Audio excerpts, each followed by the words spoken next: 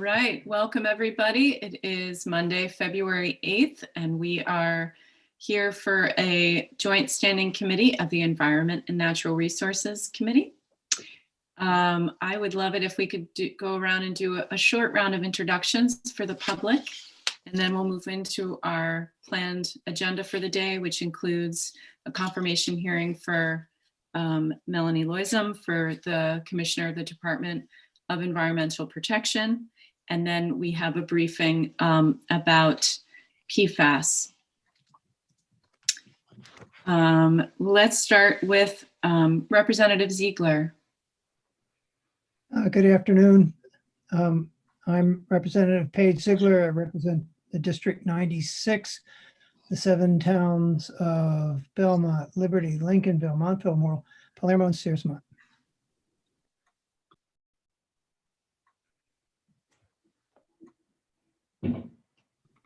Representative Bell. Good afternoon. Arthur Bell. I represent House District 47, which is down here in Yarmouth and also includes Chebique and Long Island. And Representative Gramlich.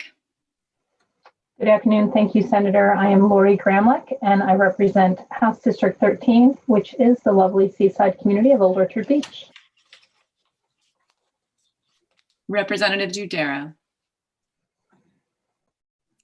Thank you, Senator. Hi, everybody. I'm Vicki Dudera. I represent House District 94, which is Camden and Rockport and the island of Islesboro. Representative O'Connor. Good afternoon. I am Beth O'Connor. I represent the fine individuals of House District 5, which is Berwick and North Berwick Park. Representative Bloom. I'm Representative Lydia Bloom. I represent House District 3 in York. Good afternoon. Senator Carney. Good afternoon. My name's Ann Carney. I represent Senate District 29, which is South Portland, Cape Elizabeth, and some of Scarborough. And Senator Bennett. Good afternoon, everyone. I'm Rick Bennett. I have the privilege of and honor of representing parts of Western Maine in the Maine Senate, the most beautiful part of Maine, the Greater Freiburg region, the Oxford Hills, and the Lakes region of Cumberland County. And my co-chair, Representative Tucker. Thank you. My name is Ralph Tucker. I represent House District 50, which is Brunswick, which is also the most beautiful district in Maine.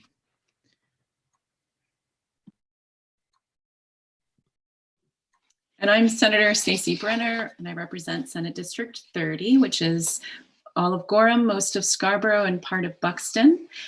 And I think it's also quite beautiful. So let us move into our program.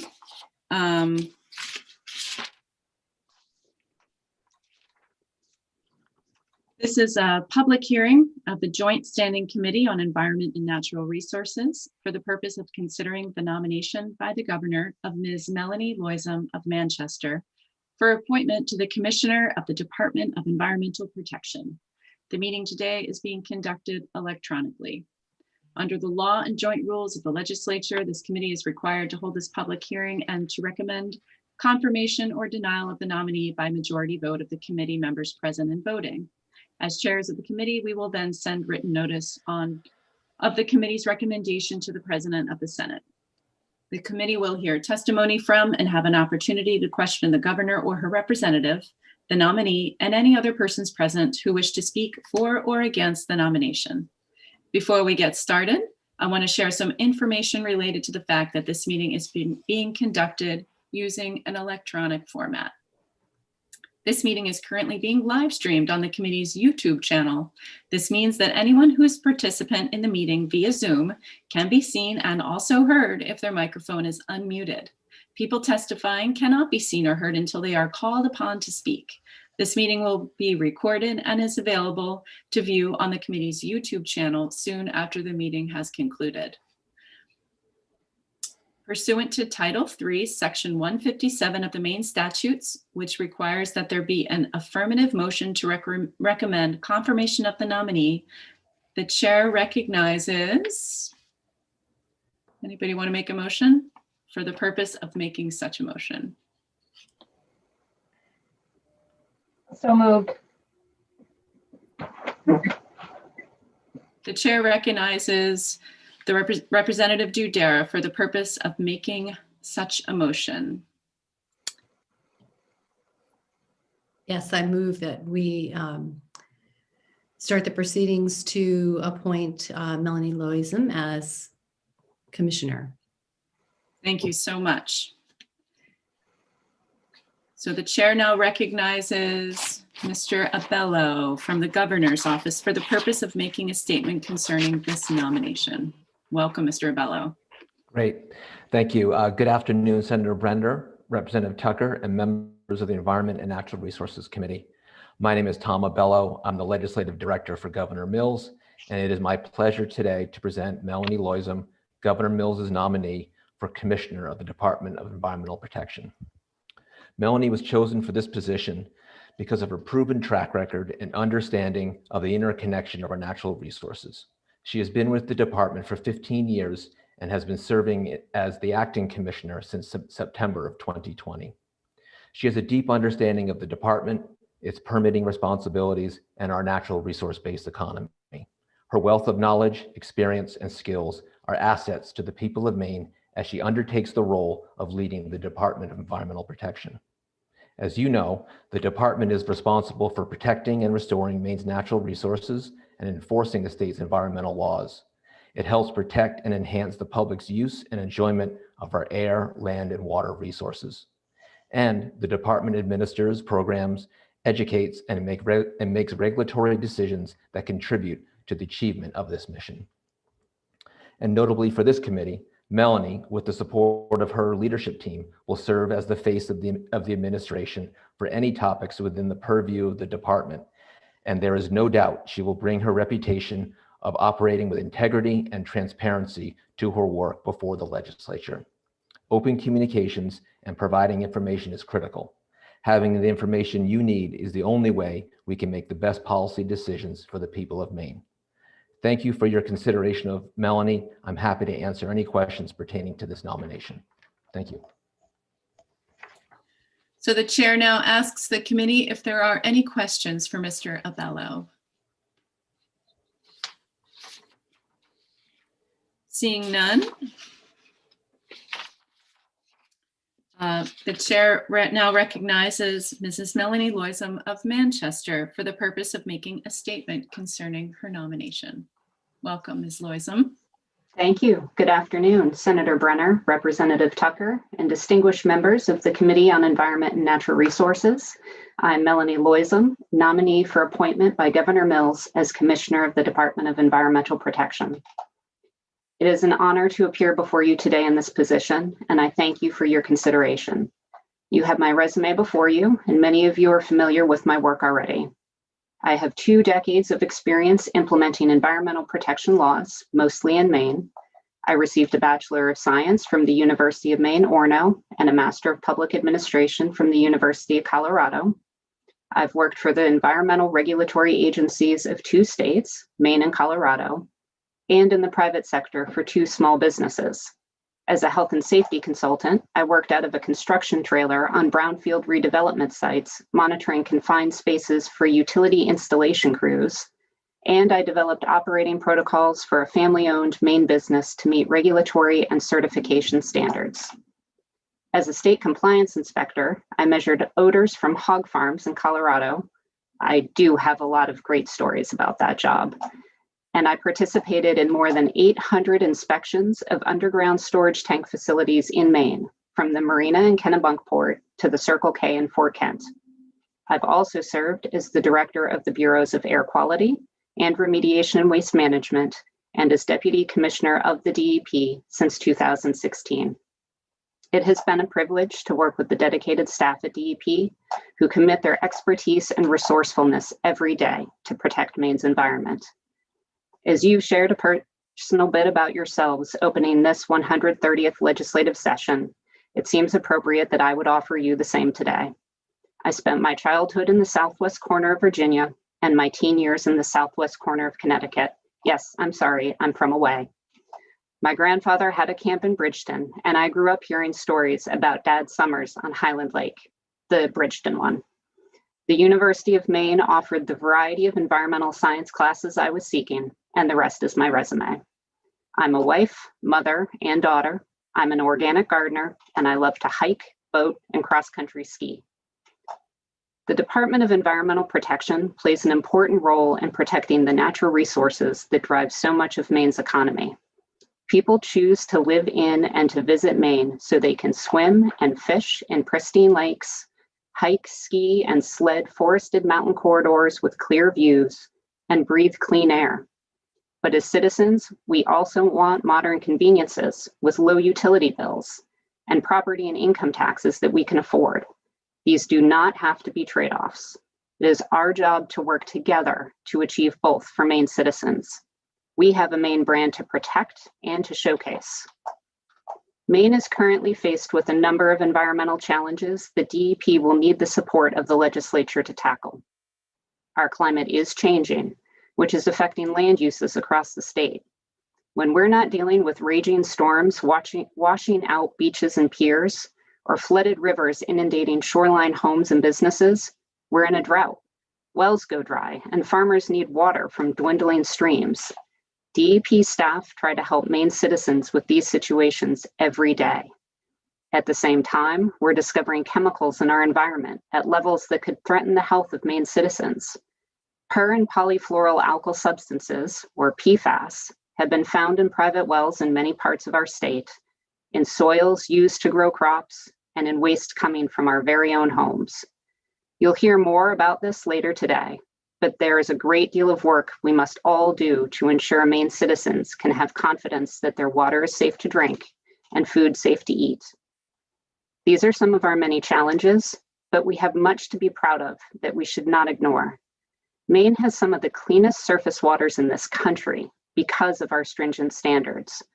We concern ourselves with air pollutants at concentrations that other states don't even measure. Our natural and working lands can provide habitat, carbon sequestration, and sustainable products. I understand the responsibilities assigned to the Department of Environmental Protection in the Maine revised statutes, and I would appreciate your support for my nomination by Governor Janet Mills to serve as its commissioner. Thank you for the opportunity to present this testimony today, and I'm happy to answer any questions. Thank you so much, Ms. Loisum. The chair would now recognize Senator Bennett. Thank you, Madam Chair. If I may, I have just a handful of questions. I'd like to just pursue them all at once if that's convenient for you. Please go ahead. Thank you.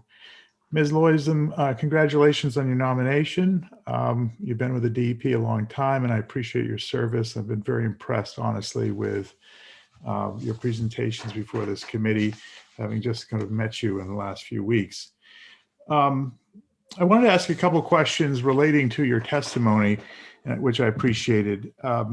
As a result of the pandemic and accelerated trends in the forest products industry, which is important to my district, there have been discussions on what the state can do to help companies convert operations into new products to help cite and permit new investments in the state. I wanted to ask you, are you seeing such issues? And what are your thoughts about what the state and the DEP in particular can do to help rural Maine's economy recover? Sure. Thank you, Senator Bennett. I think we are seeing permit applications from across the state. We have, fortunately, several of our former industrial sites that have some interest for redevelopment of those locations. And we've been working with the local municipal officials, as well as some of those potential permit applicants, to identify what kind of permits would be required and how the department would be able to process those applications in a timely way. I understand that timeliness is very important for investments in the state, and that's something that as an agency all of us in senior management are also committed to. We recognize that if we expect that applicants are going to meet our stringent environmental standards, we need to be clear with them about what those requirements are and help them understand them so that they're able to submit applications that can be processed quickly and effectively. Thank you. I agree with you totally.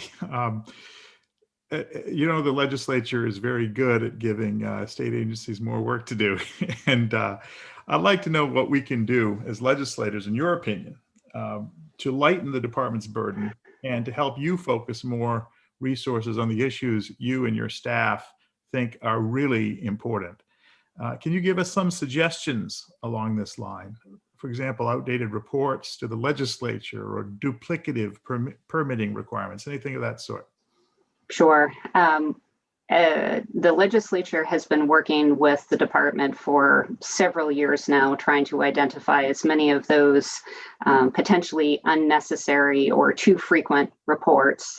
Many have been eliminated over the years. Only a few new ones have been created. And I think we've seen over time that hopefully the ones that are still required provide information that is helpful to you all, that address questions that come up perennially before the legislature. So that might be a metric to think about in terms of what kind of reporting frequency is appropriate. If you all are receiving those reports and you never read them, then is it really helpful for us to be sending them to you? And writing them. Yes, which does take some time. You might notice that some of our reports, if they're very data oriented, the text tends to be very similar year to year, and we try to streamline down the text and focus on the data because that seems to be the most important. In terms of creating more work for the agency, sort of a similar view might be helpful. If you think about it in terms of what are true priorities, from an environmental and public health perspective, I think that you'll see that the agency does not advocate very often before you all for something. We tend to focus our advocacy efforts on those things that we see as real issues that we're grappling with. And there are many other things that come up during a legislative session that are interesting or could be cool to work on or might be nice to have. But if we don't have the resources to implement those new assignments, then it means it takes away from other things. So I will try to be as quantitative and transparent with you all as I can. And I think everyone else from the agency will as well, that we'll try to identify for you what the costs are of the things that you're asking us to do. And then obviously it's up to you all to make decisions about how the state's resources are allocated.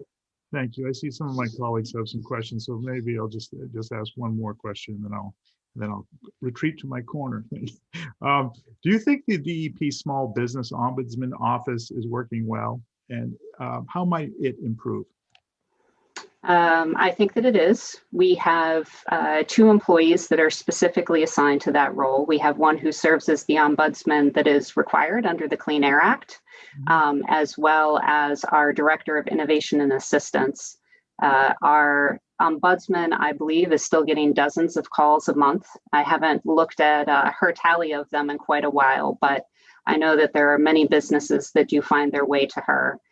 She has more experience with the agency than I do, and I think provides a helpful portal for those businesses trying to figure out who to talk to and what it is that they really need to do to interact with the agency. She's able to sort of be a liaison for them for that. And with our Director of Assistance, one of the things that we've asked him to do is reach out to some of our larger businesses and try to get from them a frank perspective on what it's been like to work with the agency, because it's helpful feedback for us to evaluate our programs and try to figure out better ways to do business that would be helpful for the regulated community. Great, thank you. And I wish you well in your new role, and I look forward to voting for your confirmation. Thank you, Senator. Representative Tucker.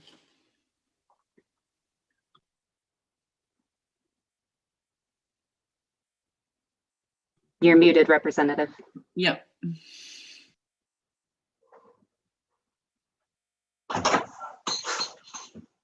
You're still muted. As a former agency chief myself, I sympathize with the position of department heads when they come before legislative committees. And of course, this is the divide between the legislative branch and the executive branch. Can we count on you to protect your department in situations where the legislature might be asking you to do stuff and you don't have the resources to do it? Will you be able to stand up to us and be honest about it and say, look, if you want this program, you have to give me 10 positions or 3 positions or whatever it is. I just want to make sure that in trying to be nice to the legislature, you end up taking on too much work within the department. Will you stand up for your department in that regard? Yes, Representative, I most certainly will. Thank you. Thank you. Senator Carney. Thank you very much, Chair, and welcome, Deputy Commissioner. I hope soon to be Commissioner Loisem. It's nice to see you today. Thank you for your presentation. I just want to express appreciation for your recognition that people come to Maine and live in Maine so that we can breathe clean air. And I know that you are aware of the emissions concerns in South Portland, and I think back when we were meeting in person, you perhaps even attended some of those meetings with the city of South Portland. I want to thank your department for the work that they have been doing, and also want to recognize that you have significant background in air quality and emissions, and I'm excited for you to bring that even more to bear in the work that the DEP does. Those are issues that are really important to my district. This is more of a thank you than it is a question, and look forward to working with you. Thank you, Senator. Are there any other questions at this time for Ms. Loisem? Okay. Not seeing any.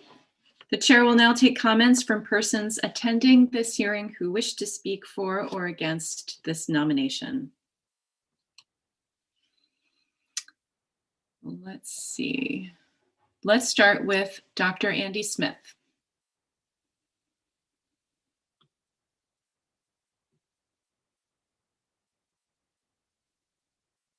Sorry, I've just joined for the next part of it, apparently prematurely, so apologies. No problem. Missy O'Neill. Hold on, I'm matching my list to who's coming up in the... Sarah Woodbury. Sure, thank you. Good afternoon, Senator Brenner, Representative Tucker, members of the Environment and Natural Resources Committee. My name is Sarah Woodbury. I am the Director of Advocacy for Defend Our Health, previously known as the Environmental Health Strategy Center. Defend Our Health is a nonprofit environment and public health organization that believes that all people have the right to safe food and drinking water, healthy homes, and products that are toxic-free and climate-friendly. We support the nomination of Melanie Loisem as Commissioner of the Maine Department of Environmental Protection. Ms. Loisem is highly qualified for this position. As the Deputy Commissioner and now Acting Commissioner, Ms. Loisem has extensive working knowledge of many of the laws and regulations that DEP is responsible for implementing and enforcing. Her years of experience working at the DEP make her uniquely qualified for this position. In my personal experience working with Ms. Loisem, she has demonstrated professional integrity, honesty, and even-handedness. She's responsive and open to hearing multiple points of view. She is transparent and easy to work with, and even when we disagree, she is respectful and fair. We hope that as the Commissioner of the DEP, Ms. Loisem will take the needed steps to move the DEP forward on several issues, even in the face of scarce resources. The DEP has a list of sites where PFAS contaminated sludge has been spread. Those sites must be tested so we can assess the scope of contamination across the state. The Kids Safe Products Act was passed in 2008. Since its passage, there has been little action taken by the department to utilize the rule to protect children and families from toxic chemicals. We'd like to see the department use the force of that law to take bold action on toxic chemicals in children's products.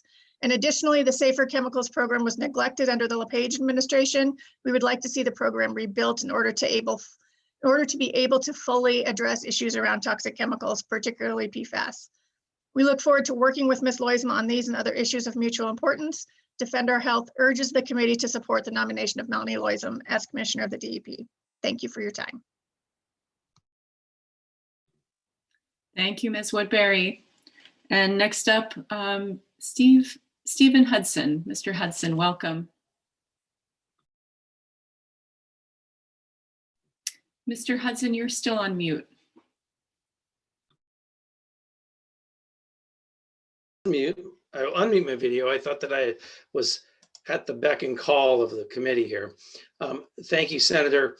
Good afternoon, Senator Brenner, Representative Tucker, members of the Joint Standing Committee of Environment and Natural Resources. I am Stephen Hudson, a resident of Wayne, Maine, and I'm a partner in the law firm of Pretty Flaherty, Belleville, and Pacious. I am providing testimony today in support of the nomination of Melanie Loism to the position of Commissioner, Department of Environmental Protection. While I have worked with numerous clients for more than 2 decades on matters before the department, I'm here today speaking on behalf of myself and the Pretty Flaherty law firm, as I have discussed the nomination with several of my partners who also interact with the department. My partners and I engage on behalf of numerous clients with the department at all levels within the department. While from time to time we disagree with department staff on regulatory and statutory interpretation, we all agree that the staff is uniformly dedicated to the department's mission. Ms. Loism is an exemplar of this dedication in our view. She will serve the state well as commissioner. Ms. Loism, in our experience, is intelligent, experienced, tough, and fair. She represents the interests of the state and the department first and foremost. She does so in a way that makes the department's rationale for its actions clear to all concerned parties. That is what both businesses and non-governmental organizations want from state agencies, and we hope that is what the legislature expects them to do. Ms. Loism is an independent thinker, one who educates herself on as many important issues as she can in order to best serve the state. My experience is that when she makes a commitment, she works hard to deliver on it in a timely manner. When she disagrees with me, I get a prompt and thoughtful explanation that allows me to fully explain the department's thinking to my partners and clients. No one should expect a state agency head to agree with them all the time, but what we should be able to expect is timely responsiveness, thoughtful consideration, and detailed explanation. Such has been a hallmark of Ms. Loism's time as part of the Mills administration, and we have confidence that it will remain so. For these reasons, I and my firm support Ms. Loism's nomination and hope that you reach the same conclusion. Thank you for the opportunity to testify. I'll be happy to answer any questions. Thank you, Mr. Hudson. And next up, we have Richard Campbell. Mr. Campbell?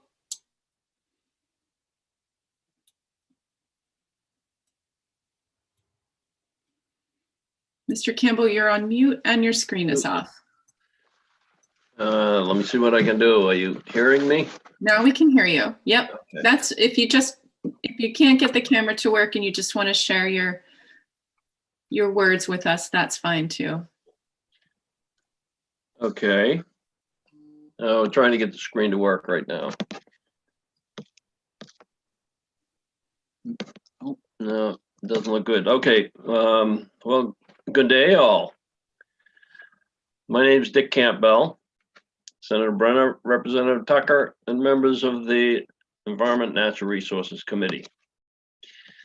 I used to be someone who sat at the left hand of your esteemed House Chair, the good representative from Brunswick, and I believe the ENR committee to be one of the most important in the Maine legislature.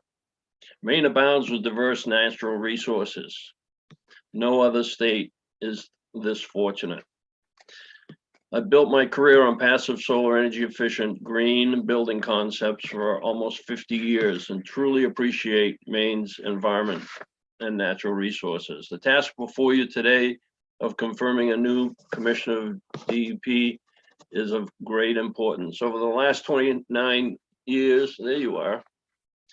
Over the last 29 years of my service in and out of the legislature, I've watched as DEP commissioners come and go.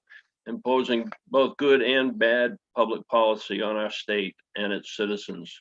During my last 4 terms, we've benefited from excellent leadership. I believe Melanie Loisum is the best of the best for the confirmation to this position. As Deputy Commissioner, I've always found Ms. Loisum to be accessible, knowledgeable, willing to listen to different perspectives, creative in employing and crafting laws in the best interest of the environment and the citizens of Maine. In the district I represented, District 130, Orrington and Bucksport, we've had many challenges, from a mercury cleanup site and a closed paper mill to a waste to energy plant, another energy plant, to 2 very different campuses with land for economic development and so much potential for the future of these 2 towns on the east side of the Penobscot River. The dynamic tension between those who wanted to overregulate these towns and those who live and work in the town was overwhelming. Deputy Commissioner Loisum has an amazing talent to understand the need to protect our environment and balance the incredible opportunities we have as a state. Her creative suggestions and guidance far exceeded the expectations of this ex-legislator and developer builder. Therefore, I wholeheartedly recommend you, the esteemed ENR committee, vote in favor of the appointment of Melanie Loisum as the next commissioner of the Department of Environmental Protection, and would be happy to answer any questions. Sincerely, Hon Dick Campbell. I believe Representative Gramlich has a question. Thank you, Mr. Campbell, for rejoining our committee. And as such, I anticipate that you will be delivering the traditional treats to the committee at some point. I would love to. When we get together in person, I've already got them prepared. Thank you. Thank you, Mr. Campbell. And next up, we have Pete Dittesheim. Welcome, Mr. Dittesheim. Hello, Senator Brenner, Representative Tucker, and distinguished members of the Environment and Natural Resources Committee. My name is Pete Dittesheim. I'm the Advocacy Director for the Natural Resources Council of Maine, and I'm pleased to testify today in support of Melanie Loisum as DEP Commissioner. Getting right to the gist of my testimony, I believe Melanie is the right candidate for the right job at the right time. And I say this for 3 reasons. First, she has the management experience to be successful. The role of DEP Commissioner is a really challenging job. I think it's one of the most difficult in Maine state government.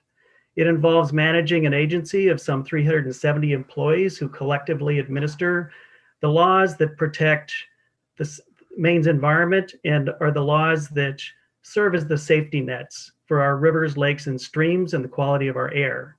They guide the cleanup of hazardous waste and brownfield sites. They protect public health from toxic air emissions and water discharges, and they govern the permitting of development projects to minimize harmful impacts.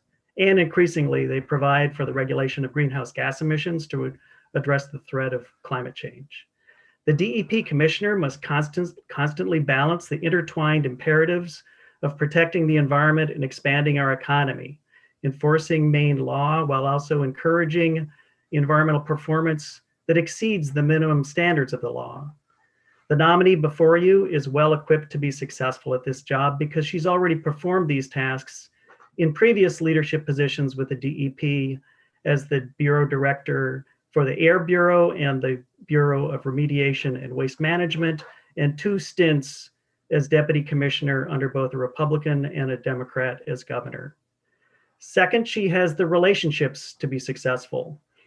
With more than a decade of experience at the DEP, Melanie has worked with staff throughout the agency. Put simply, she knows who's on first. She knows who's on all the bases. Also, she knows and is known by business and municipal leaders, consultants and lobbyists, nonprofits and citizen groups, and key legislators, including yourselves. Since many decisions in the policy arena travel at the speed of trust, The relationships that Melanie already has will make a big difference in her ability to be successful as DEP commissioner. Finally, she has the nonpartisan disposition to be successful. It is not often that a governor of one party nominates for a senior position in their administration someone who has served in the administration of a previous governor from the opposing political party.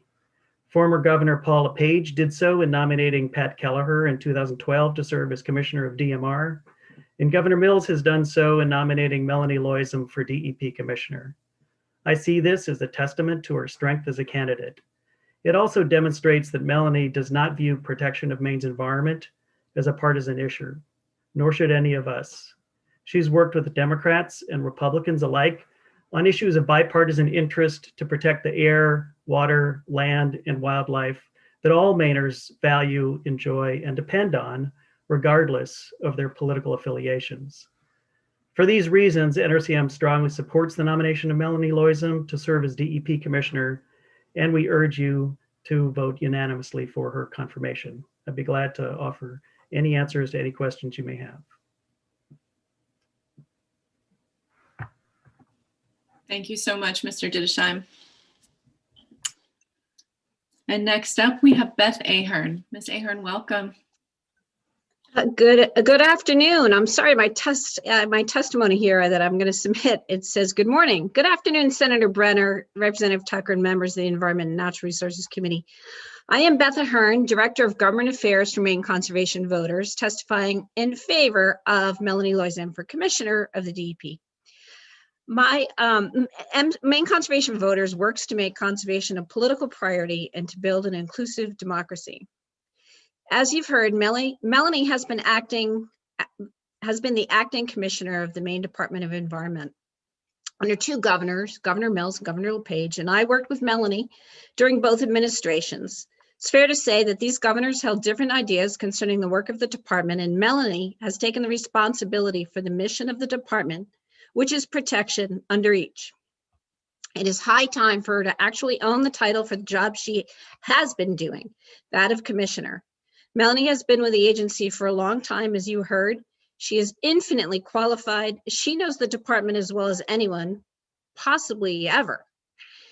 She has performed her duties with intelligence, integrity, skill, and professionalism. She seeks to understand every issue thoroughly and gives honest answers to questions, no matter who asks them, and even if the answers are not the desired ones. I know. I had to laugh when Representative Tucker asked the question whether she would be able to protect her department. She always assesses what work is being asked of the department and whether it can be done within existing resources or requires an allocation of more resources. While I respect this about her, she often says, Beth, what you want is going to cost another position or a half a position, and there's going to be a fiscal note. So I would really rather that she say, we can do it, but I totally respect that she protects her department and the job that it's always asked to do, and that we always want to heap more onto her. In sum, Melanie's infinitely qualified for this position, and I have every reason to believe she will be as good a commissioner as she has been an acting commissioner. Please recommend her confirmation unanimously.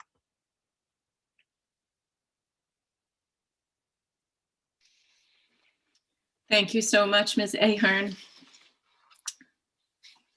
And next up is Rob Wood. Mr. Wood, welcome. Hi, thank you so much. Senator Brenner and Representative Tucker, members of the Environment and Natural Resources Committee, good to see you all today. My name is Rob Wood. I'm the Director of Government Relations and Climate Policy for the Nature Conservancy in Maine. We're a global conservation organization. Our mission is to conserve the lands and waters on which all life depends. We have partnered with the department over the years on a number of programs and initiatives. We contract with the department to administer the Maine Natural Resource Conservation Program, which is the state's in lieu fee wetland mitigation program. We also advocate for funding and provide direct funding for the stream crossing upgrade program that DEP administers that provides funding for culvert upgrades for municipalities across the state. And we also engage regularly in regulatory and policy issues that DEP is overseeing or putting forward. We're quite engaged in water reclassification with the department, and then also have had the honor of serving on the Climate Council, which the department co-chairs. And just wanted to make three kind of quick points for why we support Acting Commissioner Loizem for DEP Commissioner. We offer our full-throated support, and our staff have had the chance to get to know Acting Commissioner Loizem through these programs and initiatives that we undertake with the department. And in all of our engagements with the Acting Commissioner, we found her to be incredibly fair and even-handed, and at the same time, always faithfully carrying out the mission and the laws that the department, the mission of the department and the laws that the department administers. Secondly, we found her to be a consensus builder while also advocating for strong protections for Maine's environment. So a case in point is the legislation that led to the Climate Council. Acting Commissioner Loizem played a really important role, I believe, in kind of putting forward ambitious and pragmatic emissions reduction targets that led to a strong bipartisan outcome and a Climate Council process that led to a strong climate action plan for the state. And then lastly, just to kind of echo, I think what you've already heard here today, it's really important that Acting Commissioner Loizem has so much experience at the department, especially having led the Air Quality Bureau and having worked on the emissions inventory. The department is going to play a really important role on climate change moving forward and kind of on emerging challenges like renewable energy siting. And we believe that Acting Commissioner Loizem is extremely well qualified and very well positioned to lead the department in tackling these kind of new and emerging challenges that they're going to play a critical role in facing for the state. And so, again, the Nature Conservancy offers our wholehearted support for Acting Commissioner Loizem, and we wish her the best as she takes over or continues to helm the department moving forward. So thanks for your time, and I'll leave it there. Thank you so much, Mr. Wood. I'm not seeing any additional folks who are planning to testify. Am I missing anyone? If so, raise your hand. I'm pretty sure we got to everybody. I think everyone left in the room is for our briefing. Okay. So now that all public comments have been taken by the committee, we will now proceed as follows. Any questions or comments about written testimony? Yes, Representative Tucker. You're on mute. It might be a good idea to call and see if anyone is opposing the candidate or wishes to speak neither for nor against. Does anyone wish to speak neither for nor against our candidate?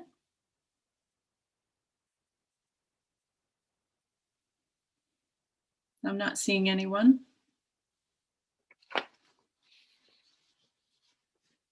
So now we will vote on the nomination and notify the President of the Senate pursuant to Title III, Section 157, and the joint rules.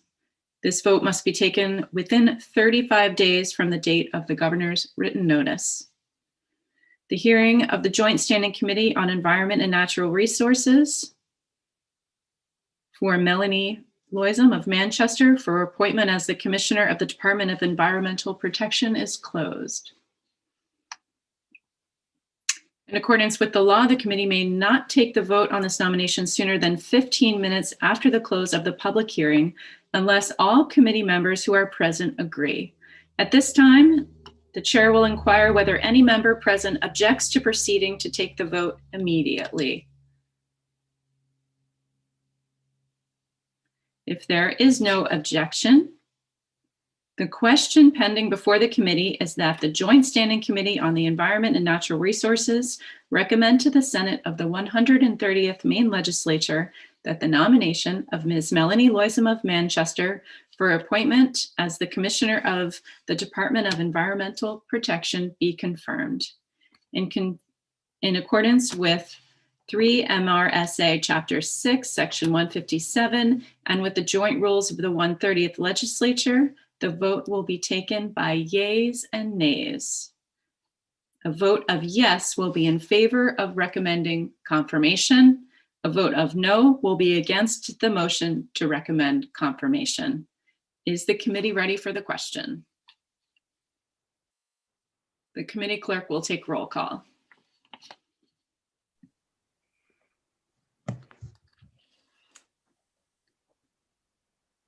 Okay. Senator Brenner. I vote yes. Senator Brenner, yay. Representative Tucker. Yes. Representative Tucker, yay. Senator Bennett. Yes. Senator Bennett, yay. Representative Hanley. Yes. Representative Hanley, yay. Senator Carney. Yes. Senator Carney, yay. Representative Bell. Yes. Representative Bell, yay. Representative Bloom. Yes. Representative Bloom, yay. Representative Dudera. Yes. Representative Dudera, yay. Representative Gramlich. Yes. Representative Gramlich, yay. Representative Johansson. Representative Johansson, absent. Representative O'Connor. Yes. Representative O'Connor, yay. Representative Toole. Representative Toole, absent. Representative Ziegler. Yes. Representative Ziegler, yay.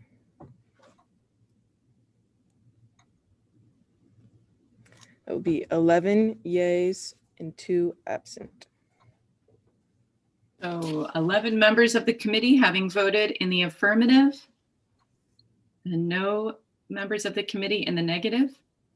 It is the vote of the Joint Standing Committee on Environment and Natural Resources that the nomination of Ms. Melanie Loisum of Manchester for appointment as the Commissioner of the Department of Environmental Protection be confirmed. Yay. Congratulations. Thank you.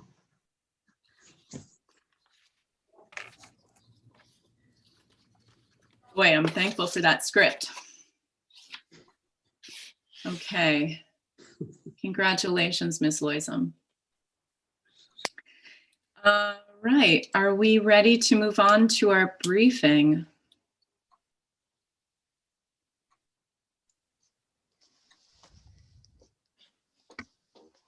Are you guys all set? I believe we're all set to roll on our end. Okay, well, we're ready for you. Welcome. Mr. Burns, will you be starting us off today? I will be, and I will be attempting to share my screen. So let's hope this works. And you should see a title page for this briefing if this works.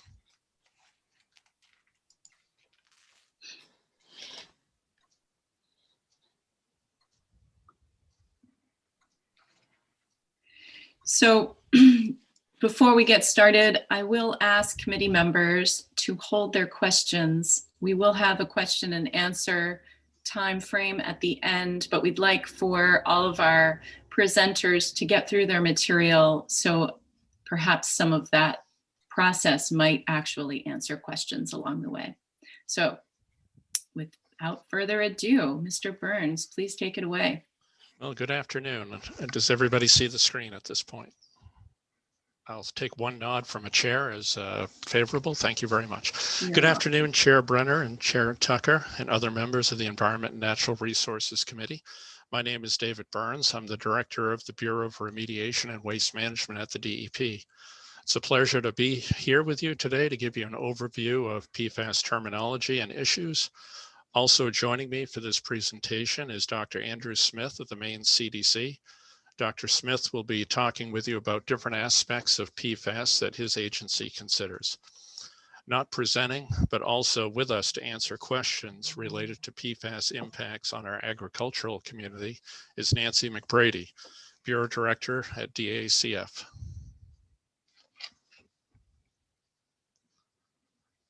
Sorry, I already had one technical failure.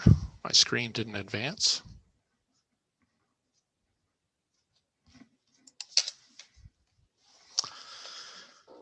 These are the general topic areas that I'll cover this afternoon. There's a lot of information here in the two presentations, as this is a very complex subject, and I do appreciate your indulgence with holding off questions until we get through both presentations. I want to start off with some basic PFAS terminology. PFAS stands for per and polyfluorinated alkyl substances. They are manufactured compounds generally formed by a carbon fluorine tail and some functional group as a head. They came into existence around the 1940s with increased usage during the 1960s. I recall the advertising catchphrase, "better living through chemistry," from my younger days. They're a class of compounds that consist of 4,000 to 5,000 individual chemicals. The carbon-fluorine bond is very stable and strong, giving PFAS a variety of useful properties from a purely functional perspective. They repel fats in water, making them perfect for stain and water repellent coatings and things like carpet, fabric, leather, paper coating, or electroplating. Aqueous film-forming foam, or AFFF, is used to smother fuel fires, whether used at airfields or roadside car fires. There are long and short chain PFAS, with the difference defined by the number of carbons in the compound. Long chain generally have more than 6 or 7 carbons, and from what we currently know, are more persistent in the environment than the short chain. PFOA and PFOS are examples of the long chain PFAS shown here. Short chain replacements are in the marketplace, but as I said, we know less about those currently. PFOS was voluntarily phased out of domestic production by the primary manufacturer in 2002. PFOA was voluntarily phased out of domestic production by 8 major companies in 2015. However, stock may still be available in companies not participating in this agreement and can still exist in imported goods. Shown here are some of the past and current uses of PFOA and PFOS in industrial and consumer products. Current uses balance the value of the use versus the associated risk as additional information is considered. For instance, there are efforts to find a suitable replacement for AFFF firefighting foam, a critical concern for the aviation industry. Even when there is a suitable replacement, there will be issues around legacy stockpiles and appropriate means, both financial and technical, to address these stockpiles. As we investigate and prioritize sites for evaluation or testing, we first think about whether there was a known significant source of PFAS that may have contributed to the area being investigated. Given the long history and use of PFAS in manufacturing, there has been widespread dispersion of PFAS in the environment across ground and surface water, air, soil, and sediment. PFAS can travel long distances in the environment depending upon the setting. We'll look at an unlined landfill site in a few minutes where contamination at levels requiring filter systems has traveled roughly 2/3 of a mile in groundwater. PFAS are also persistent in the environment, maintaining a strong presence at their source while potentially impacting a significant downgradient area. We have seen this at biosolids land application sites, as we'll also see shortly. When we're talking about measuring PFAS chemicals in water, we generally talk about it in terms of nanograms per liter, or more commonly as parts per trillion, or PPT. A PPT is smaller than most units of contamination that we talk about. For perspective, the analogy that is most often used is 1 PPT is equal to 1 drop of water in an Olympic-sized swimming pool. In soils, we generally talk about it in terms of micrograms per kilogram, nanograms per gram, or parts per billion. When viewing PFAS results, it's important to pay attention to the units associated with the numbers, as they can be reported in different units across different sites and different media, as well as reported differently by different labs. Some of you were on this committee in 2018 when Chapter 418, our beneficial use rule, came before you as part of a major substantive rulemaking effort. Appendix A of that chapter contains screening levels for numerous chemicals, and included in that appendix were PFOA, PFOS, and PFBS. These three PFAS chemicals are applicable to our residuals utilization chapter, which covers land application of biosolids as well as biosolids compost operations. Other regulatory levels that you'll frequently hear about include EPA's Drinking Water Health Advisory for PFOA, PFOS, or a combination of the two, not to exceed 70 parts per trillion. During the summer and fall of 2019, a task force appointed by the governor looked at the issue of PFAS in Maine and made recommendations for the governor's consideration. One of the recommendations made was to move forward with using the sum of 5 PFAS, and that's PFOA, PFOS, PFNA, PFHPA, and PFHXS for drinking water when comparing to the EPA health advisory level of 70 ppt. Consistent with this task force recommendation, the department has been evaluating the need for filter systems against this sum of 5 PFAS during investigations where we have clear authority at a site. There will be bills addressing drinking water standards for PFAS this session in front of the Health and Human Services Committee. Without federal action, and as the need arises, we have also worked with our colleagues at the Maine CDC to develop screening levels that have been necessary to answer fundamental questions about appropriate responses based on the level of PFAS we've observed in the environment. An example of this is the soil screening level associated with land application of biosolids at dairy farms involving the pathway of soil to hay to milk, which is different than a screening level for the pathway of PFAS to groundwater. Shown here are the current PFAS screening levels being used in Maine. I've included them as a reference document for you and won't be going through the details of them. Where possible, the department has a strong reliance on EPA to develop regional screening levels, or RSLs. RSLs are calculated using the latest toxicity values, default exposure assumptions, and physical and chemical properties. Default values can also be modified to reflect site-specific conditions. This frees up limited state toxicologists' time to develop screening levels where there's not an EPA equivalent. This has been particularly helpful in evaluating the various agronomic pathways we've had to look at in both the Arundel and Fairfield investigations. I want to shift gears for the rest of my time with you to talk about our current PFAS work.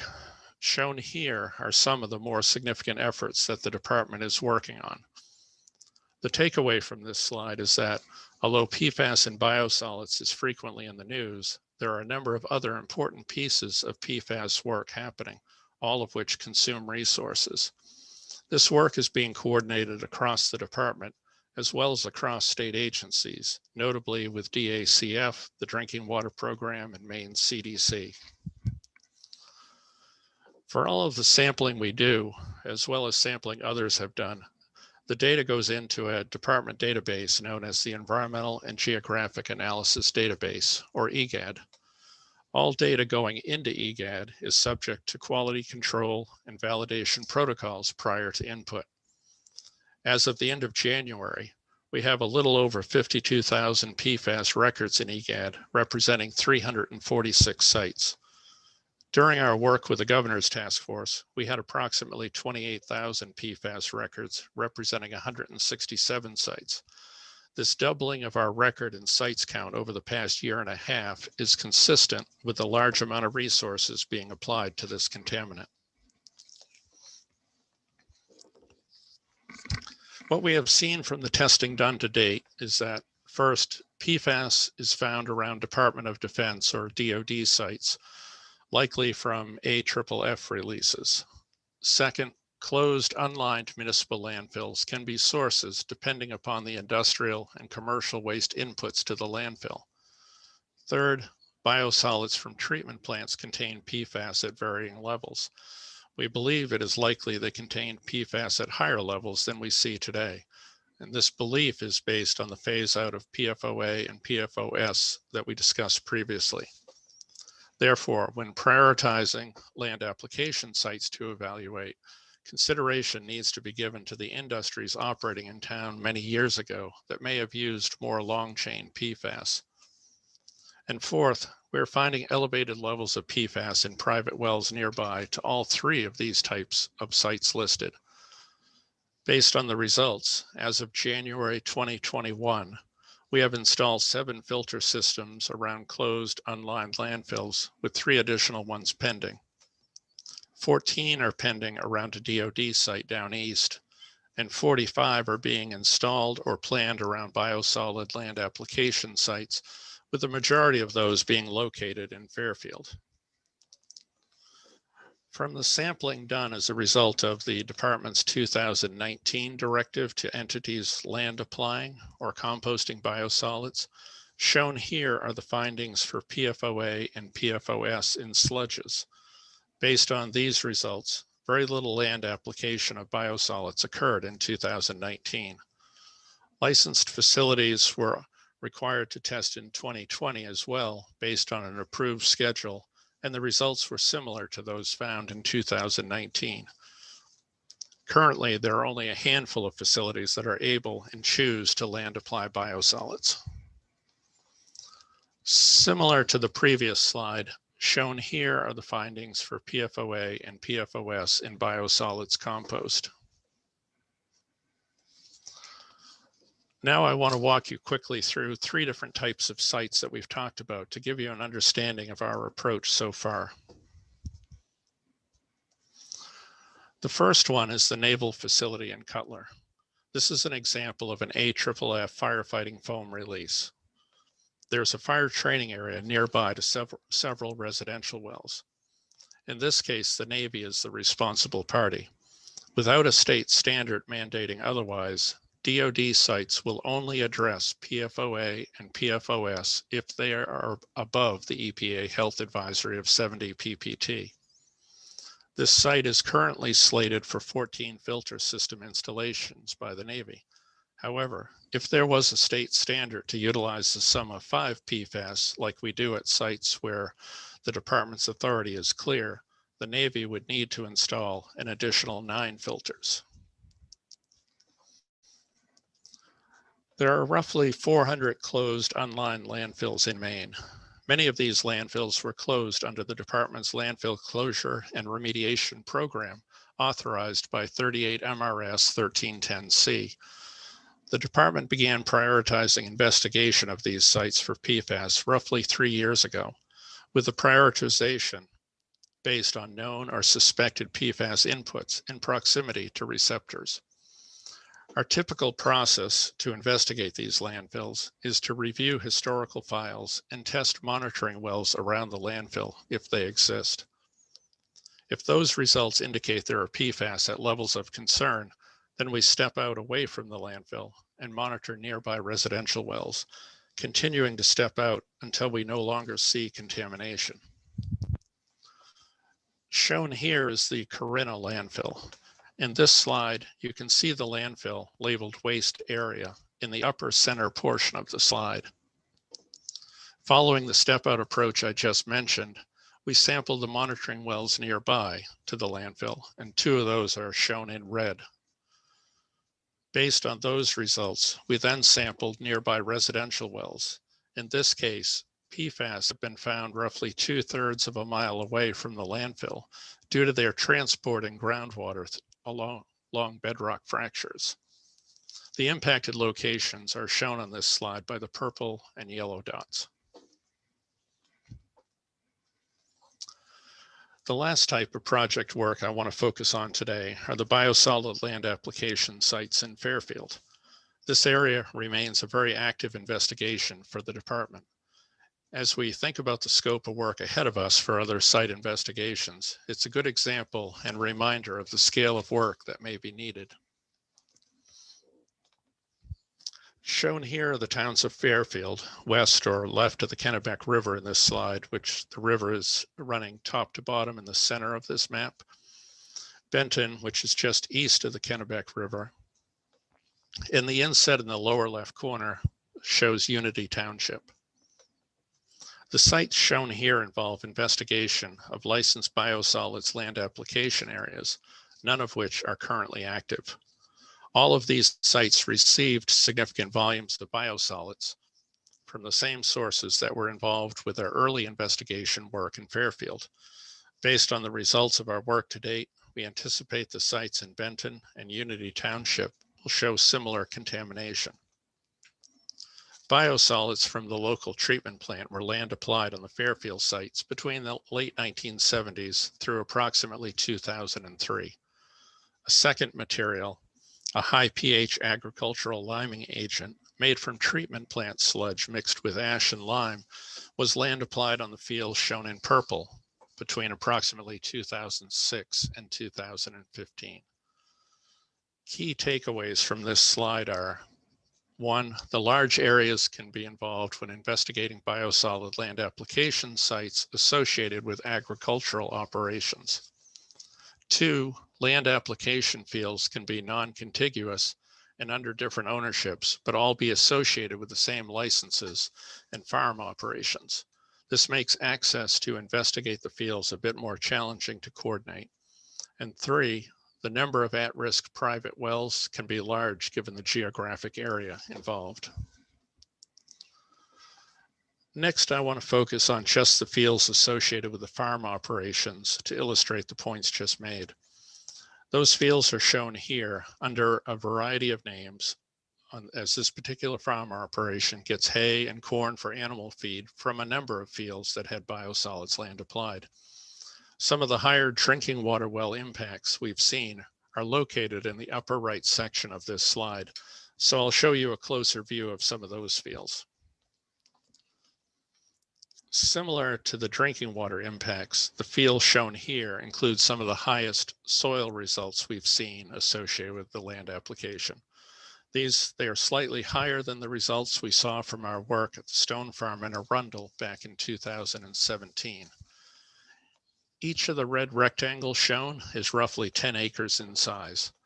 The green dots represent a soil sample taken, which was then composited to one sample to give a single representative result for each of the 10-acre areas. In addition, in this set of fields, we took paired soil and grass samples in order to aid Maine CDC to better understand transfer of PFAS from soil to the grass being used as feed for the cows. This slide shows the same set of fields we saw 2 slides ago, but now includes the private wells the department has tested around them. Blue dots represent wells sampled with results pending. Green dots indicate wells sampled that are below 70 ppt for the sum of 5 PFAS, and the red dots indicate wells sampled that are above the 70 ppt threshold and therefore will have filter systems installed. In addition, filter treatment installations have begun, with 12 completed at last count. These are shown by the yellow halos around the red dots. Shown here is another way to look at the data in order to make management decisions about sampling strategies. This is from a software program used by the Maine CDC for a variety of their work. We are appreciative that they secured a temporary license for the department in order to assist us in data analysis.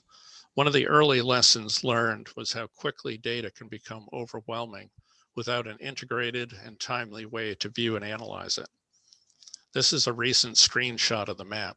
The colored circles give a good visual regarding location frequency, as well as magnitude of the result.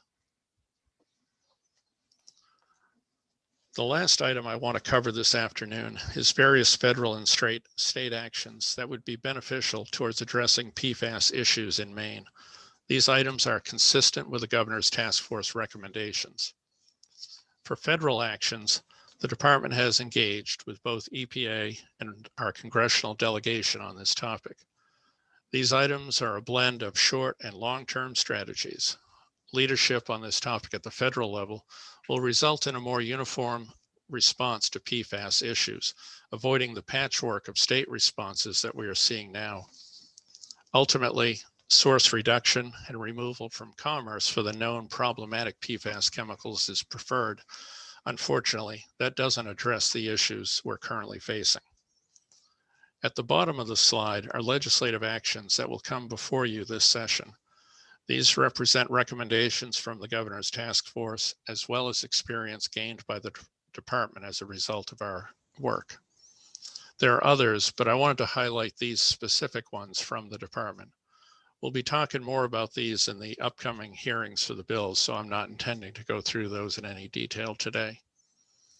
In closing this portion of the presentation, I'd like to reinforce our commitment to continue the work recommended by the task force, as well as that informed by our current work. This commitment will, however, continue to strain our existing resources, both from a personnel and budgetary standpoint. In Fairfield, we have found a 30% exceedance rate when comparing private well sample results above the 70 PPT health advisory measured against the total number of samples taken. Future resource projections will then consider this exceedance rate. Our PFAS-related expenses more than doubled between FY19 and 20 and are on pace to more than triple between FY20 and 21. Existing staff resources are stretched thin, responding to the need to ensure homeowners impacted by PFAS have safe water to drink, while we also continue to do our other work. I would like to acknowledge the tremendous work being done by staff at the agency in support of this mission. They understand the importance of the work to people's health and have never hesitated when asked to do more. We'll continue to talk about resource issues with you as we work through various PFAS-related bills during the session. Shown here for your reference are links to documents that you may find helpful. A quick Google search of PFAS will completely overwhelm your computer, so I'm just giving you a few to get started. Thank you for your time today, and I'm going to turn over the remainder of the presentation to Dr. Smith.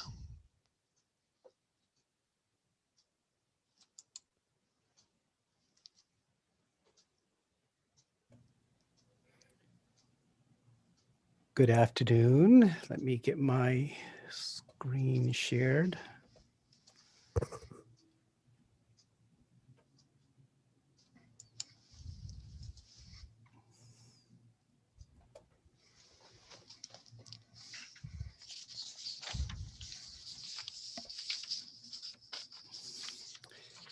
And if folks can let me know when you have that, we can begin. We can see your screen, but you're not in presentation mode if that's what you wanted to be in. Yes, I did. And I just put it in presentation mode. So let me try one more time. How's that? Yep, we got it now. Awesome. Okay, great. All right. So Senator Brennan, Representative Tucker, and members of the Environment and Natural Resources Committee, I am Andy Smith, state toxicologist at the Maine CDC. I'm also manager of the Environmental and Occupational Health Program. We deal with issues such as childhood lead poisoning prevention, not a lot, but we have a little climate and health grant. We deal with private well water safety issues, a lot of data analysis, and myself and two other toxicologists are the only toxicology risk assessment resources for the state of Maine for these sort of issues, other than one toxicologist dedicated to pesticide work over at the Department of Agriculture, Conservation, and Forestry. What I would like to do in the next roughly 20 minutes is provide a bit more background on naming conventions for these perfluoroalkyl substances we call PFAS, to help with the nomenclature I'll use elsewhere in my talk. I'd like to show trends in our blood serum levels of these chemicals and how it's changed over time as a marker of how our average exposures have changed over time. And then I'll provide a summary of the major health effects that have been linked to exposure to these chemicals. In part two, I'll provide an overview of what's happening with the development of drinking water standards and guidelines for these chemicals. There has been a lot of recent activity with states developing their own guidelines and standards, and these guidelines and standards are lower than the US EPA health advisory of 70 part per trillion that we are currently using here in Maine. As part of this discussion, I will describe what goes in developing a drinking water standard and discuss two different approaches being used to establish standards for specific groups of these chemicals. And then finally, in part 3, I'll describe our ongoing efforts to develop new agronomic exposure models to help guide our response to the discovery of high PFAS levels in milk for some dairy farms with a history of land application of residuals. Dave is already giving you some background on terminology for these chemicals. Here you're looking at the structure for perfluorooctane sulfonic acid, or PFAS. The green is the 8 carbon atoms. All I want you to take from this picture is if you take 2 of those carbon atoms off, you will have a 6 carbon atom compound, and that is called perfluorohexane sulfonic acid, or PFHX. That's one that we'll be talking about in addition to PFAS. If I now go to the other one Dave talked about, which was perfluorooctanoic acid, PFOA, again, notice the 8 green carbons. If you take away one of those carbons, you now have a 7 carbon chain. That would be perfluoroheptanoic acid, or PFHPA. If you add a carbon to PFOA, you now have a 9 carbon chain. That would be perfluoronoic acid, or PFNA. And if you add yet another and have 10 carbons, you have perfluorodecanoic acid, or PFDA. And again, these collectively, these are the ones that are the focus of our current interest in developing drinking water standards and guidelines. When I refer to them individually, I'll use their acronyms: PFAS, PFOA, PFHXS, etc. When I refer to them collectively, I'll just use the term PFAS. This figure shows average levels of 5 different PFAS in blood serum of samples of the US residents aged 12 and older during a period from 1999 to 2018. So it's federal CDC, national biomonitoring data. Because of the former widespread use of these chemicals in lots of consumer products and food packaging, as Dave has already discussed, nearly all of us have measurable levels of these chemicals in our bodies. The drop in PFAS and PFOA levels is noteworthy and presumably a result of the phase out of these chemicals in certain consumer products. But even with the most recent data that's only just become available, the 2017-28 sampling period time, you can see we still have levels of these chemicals in our bodies for PFAS, PFOA, PFHSF, PFNA, and PFDA. But considerable differences by the specific PFAS as to how much we have in us. This slide shows the list of the major health effects that have been associated with PFAS exposure. This particular list was compiled by the U.S. Agency for Toxic Substances and Disease Registry, or ATSDR for short. It's a sister agency of the federal CDC. These health effects have been identified in human epidemiological studies with supporting animal studies. Studies have included communities exposed to moderate to high level of PFAS contaminated drinking water, workers with higher occupational exposures, and studies of the general population at lower levels of exposure. This current list of health effects by ATSDR does not include a probable link with thyroid disease that was judged by the C8 study, which is this figure I show you on the right of the mid-Ohio Valley. Is a study of that population that was exposed to fairly high levels in water from a DuPont contamination. And in that study, they found a probable link between PFOA exposure and thyroid. I'm not sure why ATSDR has dropped it from this list because it was on it before, but I did want to call that out for you. Because if you look at other lists, you may see other ones listed. So now at this part, I'm going to switch from part 1 to part 2 and start talking about what's going on with drinking water limits. With many states responding to significant PFAS contamination issues of their own, and as Davis pointed out, in the absence of national drinking water standards from EPA called maximum contaminant levels, there's been a lot of activity in recent years with some states developing their own drinking water standards and guidelines. These standards are, as you can see here for PFOA, lower than the current US EPA health advisory of 70 part per trillion, which is what Maine and over a dozen other states currently rely on. You will note that most P4 standards here are falling between 10 and 20 part per trillion. I've got California there twice because they have a recommended response level of 10 part per trillion. This is the level at which they would recommend a public water system take action to remove a source. And then they have a notification level. That's the level at which they would recommend a public water supply notify customers of the presence. Their solely health-based number is actually only 0.1 part per trillion. Here's the same sort of picture for PFOS and how they differ across state. Looks fairly similar to what PFOA looks like, again, mostly between 10 and 20 part per trillion here. These two slides show an emerging consensus for a drinking water standard for PFOA and PFOS in the range of 10 to 20 part per trillion. But what you do not get from these figures is any sense of the variation among states in how they derived these standards. And for toxicologists, it matters how a standard is derived because it may impact what we do with other standards and guidelines like fish tissue action levels, milk action levels, and soil screening levels. And I want to illustrate this variation among states in the next couple of slides.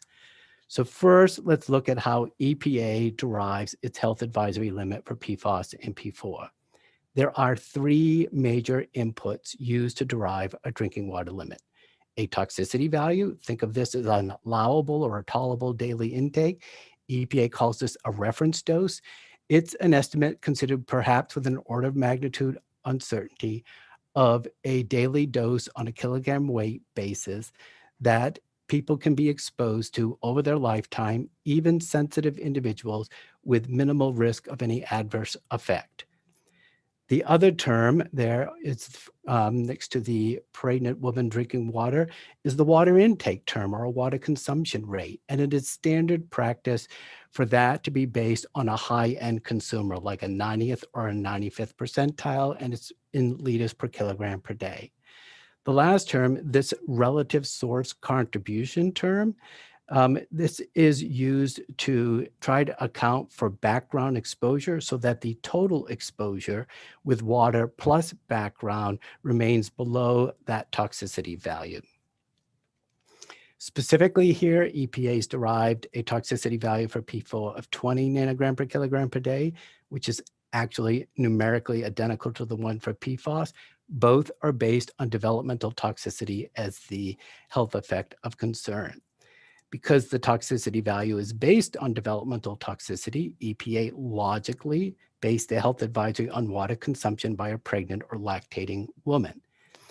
EPA decided that they did not have detailed data to quantify exposure from specific sources like diet, dust in the home, air, etc. So they decided to default to allowing no more than 20% of allowable exposure to come from water, allowing 80% to come from other sources.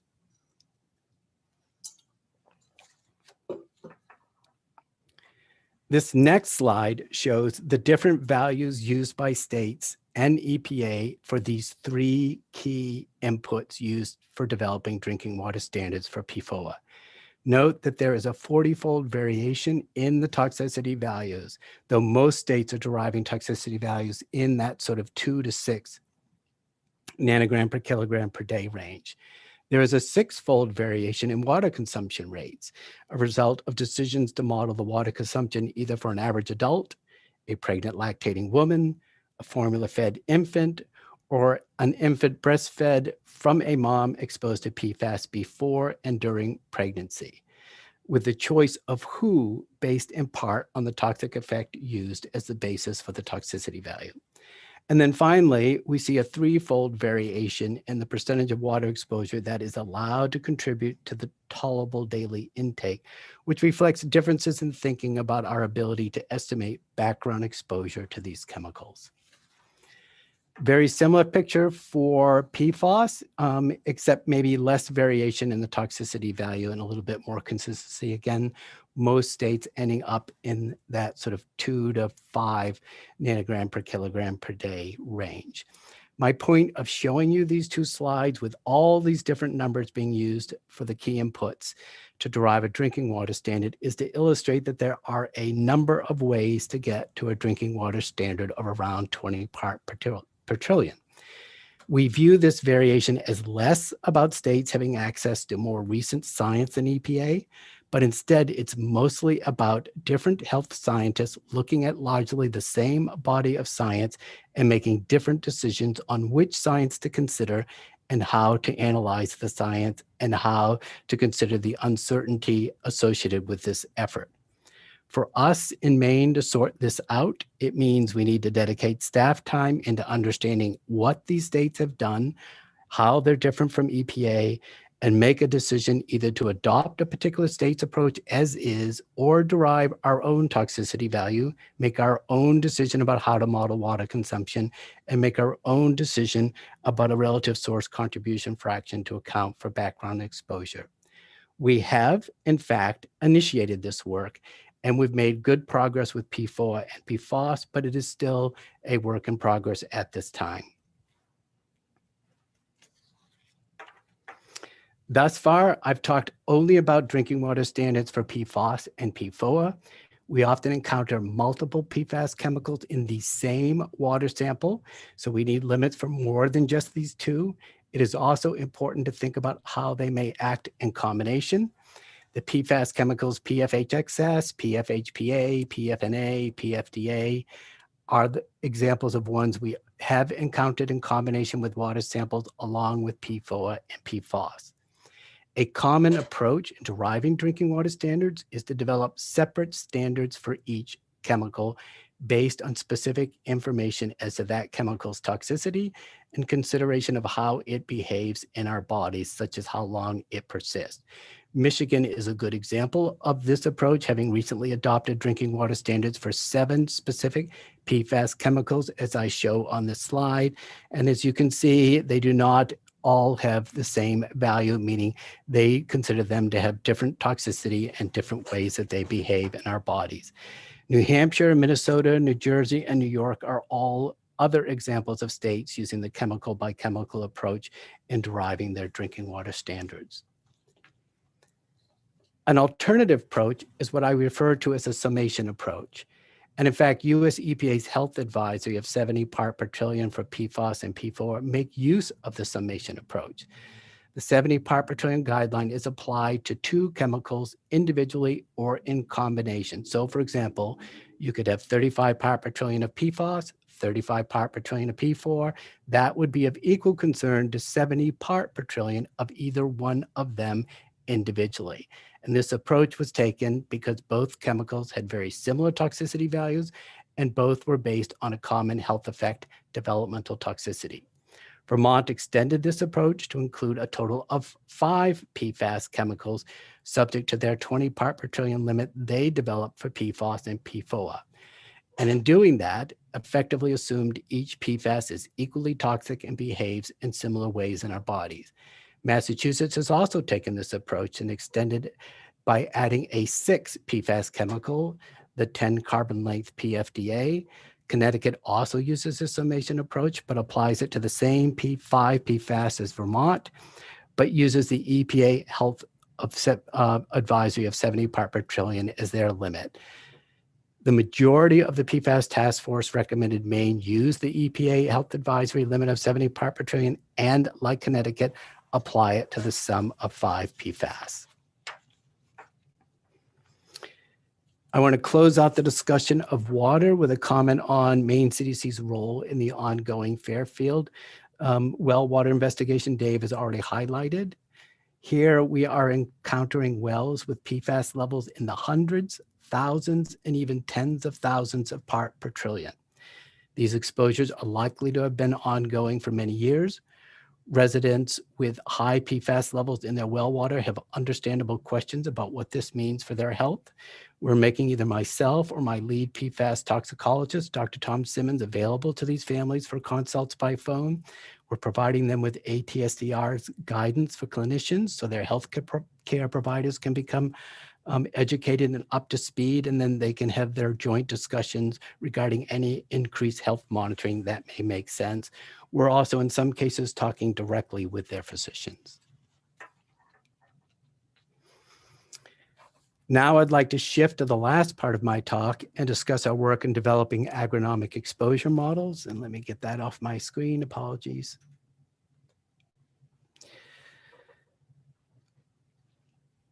This work began, as David alluded to, in response to the discovery of a Kennebunk Port Wells Water District monitoring well testing with elevated levels of PFOS. That blue box with 130 is showing you the monitoring well location and that initial water test result.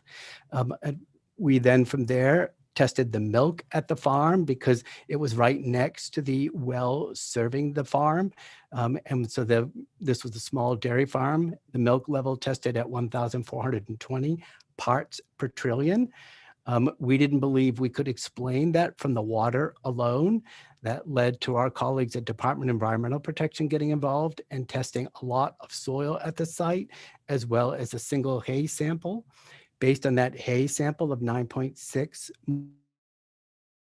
we could explain much of what we saw for the milk level, suggesting that was the primary route of exposure. But to our surprise, the soil levels, while clearly elevated, were well below the only soil screening level we had at the time, which was based on incidental soil ingestion of a child in a residential setting. And that suggested that a soil screening level for this agronomic exposure pathway could be appreciably lower than that. And that's what then launched what has now been over a 2-year effort to start to develop a soil screening level for this exposure pathway, specifically for soil to hay, corn to cow to milk to child. The goal here is to help us understand the relationship between PFAS, especially PFAS in soil, and resulting levels in crops like hay, corn, and resulting levels in milk or beef of dairy animals consuming these crops grown on contaminated land. These models are needed to set the screening levels, as I've suggested, as to how much is too much PFAS in soil used to grow crops, to help us decide when we should consider testing milk based on soil levels, and to help a farmer with contaminated soil think about possible options for future use of their land as they try to decide whether they can remain a viable farm. To do this, we're using an EPA model actually developed for this very exposure pathway, but for use with radionuclides. So we've modified it to fit our needs. We've searched the scientific literature for necessary model inputs. We needed information on the transfer of PFAS from soil to plants, specifically for hay and corn. We needed information about how PFAS ingested as contaminated feed by a cow ends up in milk. And we needed an action level for how much is too much PFAS in milk. This is going to look very similar to what we did for the calculation of the water numbers. Our preference and the Department of Agriculture, Conservation, and Forestry's preference would be to obtain a milk action level from the U.S. Food and Drug Administration, FDA, as they are the lead federal agency for food safety. But FDA did not have such an action level in 2016, nor did they indicate any plans to derive one in the near future. The basic equation, as I've mentioned, is the same as that used for water. You need a toxicity value, a milk consumption rate for a high-end consumer, and you need to think about background exposure. And here, FDA indicated they would use the EPA toxicity value, so we did. We modeled milk intake in a similar way to EPA, to FDA said they would, although they would average over 0 to 6 years. We averaged at 1 to 2 years because it's a higher rate of intake. And then we took into account background exposure, where we actually computed that directly from the serum data I've already talked to you about for the US population. I want to point out that this milk action level applies to milk at the farm. It is not a retail milk number. If milk at the farm exceeds this action level, a farm may not sell its milk nor allow it to be commingled with milk from another farm. So there's no blending or dilution to get to a lower number that's allowed. But it does mean that once a farmer is subject to this, they are no longer selling their milk and they no longer have the revenue from selling their milk. This slide shows the screening levels we developed for both a grass-based farm as well as an average daily farm. They're from like organic farms, much more reliance on grass, much less reliance on corn silage. We have found both in the literature and our own work that there's less uptake into corn than there is into grass. So that explains why the numbers are different. These levels are quite low as compared to the soil levels we found at Stone Ridge Farm, which were in the tens and hundreds of microgram per kilogram, but they're consistent with the observed milk levels that we've seen. These soil screening levels are similar to the new soil screening levels developed since 2016 for the soil to groundwater pathway. Those are on the order of 5 to 20 micrograms per kilogram. And it's also of interest to compare these screening levels against potential background soil levels. Vermont's done a nice study looking at soil statewide and have estimated a background soil level for PFAS of around 1 microgram per kilogram. I'd like to point out that there's an important area of uncertainty in this, and that's the very limited data we have on plant uptake by these chemicals. We found only 2 studies for hay and only 1 study for corn with usable data. The study with hay and corn was a German study written by the German government, written in German. We had to translate it to even be able to use it. As a result, we've been working with our colleagues at DEP to start to perform some of our own studies to measure uptake of PFAS by hay and corn, where we collect co-located soil samples and plant samples, have them both analyzed for PFAS, and the ratio of the 2 gives us that transfer factor we need in our studies. I should note that for some reason we're getting higher plant uptake, at least in this one site, than is what we found in the literature, and that's something we're going to have to follow up on and think about. And finally, as a result of some of the high water levels we're seeing in Fairfield, we are being asked now about a number of other possible agronomic exposure pathways.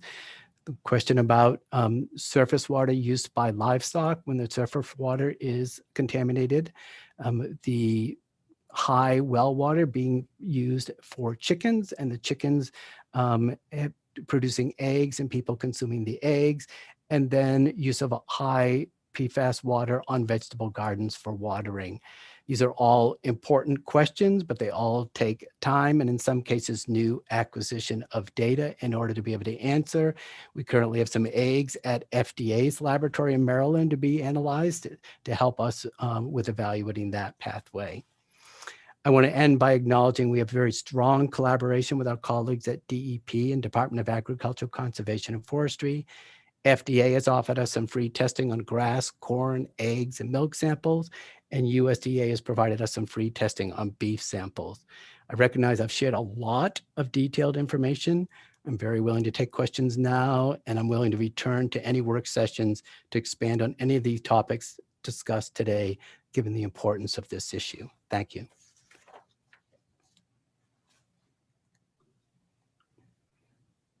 Thank you so much, Dr. Smith. And are we ready for questions? Ms. McBrady, you're here for questions. That's correct, right? Okay. Yes, great. I am. Yes, thank you. Representative Gramlich, do you want to start us off? Yes, thank you, Senator. And I've just got just a few questions I'd like to ask, and appreciate the chair's indulgence as I have to be in another committee at 3 o'clock. Mr. Burns and Mr. Smith, thank you so much. This was really informative and helpful, and I really appreciate the chemistry tutorial.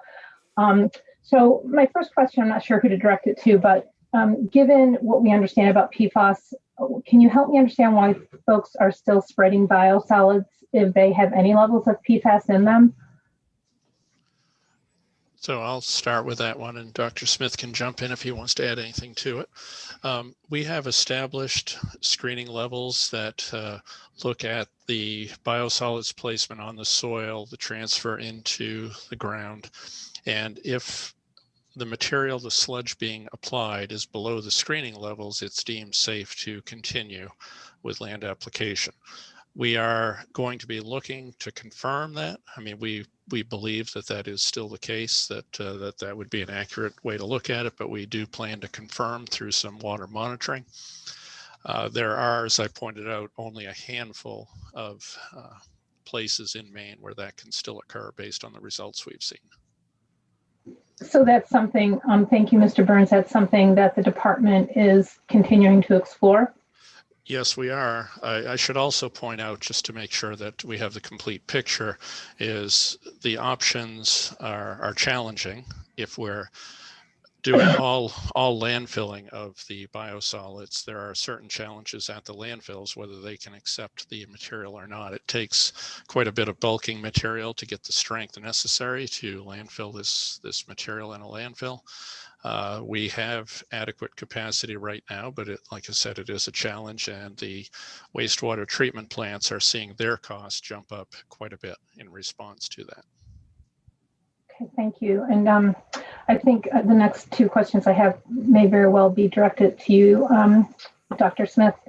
Can you help me understand why Maine continues to follow EPA levels of PFAS in water at 70 parts per trillion when our neighbors have significantly lower standards?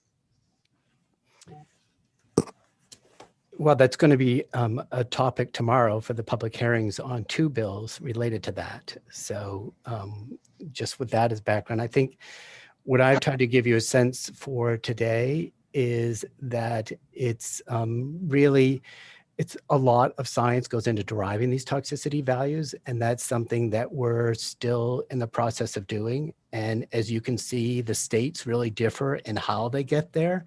So while you may see consistency in the final product, there's not, we feel, as much consistency in what they're deriving for a toxicity value. And if, you know, and that's important because that's the same toxicity value we would logically use for milk. It's the same toxicity values we would largely use for fish. So we want to think carefully about what those numbers are and how we would get there. And we've got to sort through what all the states have done. And as I mentioned, they're not consistent in what they have done. We're in the process of doing that. As I said, I think we've made good progress on PFOA and PFOS. We've yet to work on any of the other ones. And that will be something we'll be discussing with respect to the two bills that will be heard tomorrow and in the work sessions associated with them. Well, thank you. I'll look forward to having more testimony relative to these levels, because given what you all presented to us and what we know from the PFAS study and test reports that were completed during the 129th, this forever chemical is extraordinarily dangerous, particularly to our children. As you have identified, pregnant and lactating women. I just, you know, feel that this is something that we need to address in a much more timely manner. The time is now to take bold action, and it's very concerning to me that we are not in line with our neighboring states that have done this work. And I appreciate the variables that you've identified. So thank you for that. My final question, Mr. Smith, you identified that the department has begun to embark upon work to analyze PFAS levels in Maine. Can you, and you identified also that there's some challenges in terms of staffing and finances. Can you give an estimation of how much time you think that the department will need to really have a full analysis of this, and what the cost variables would be to complete this? Well, that's not something I've done yet, so not at the moment. I could do that. I think what I will tell you is that I have it's me and two other toxicologists, and I also manage a program. So I wear multiple hats. I have my lead PhD level toxicologist is, getting darn close to 100% on PFAS related issues between the work on looking at possible drinking water numbers and the whole agronomic exposure ways. So, and I see no end in sight for that person being 100% committed or darn close to 100% committed to that work.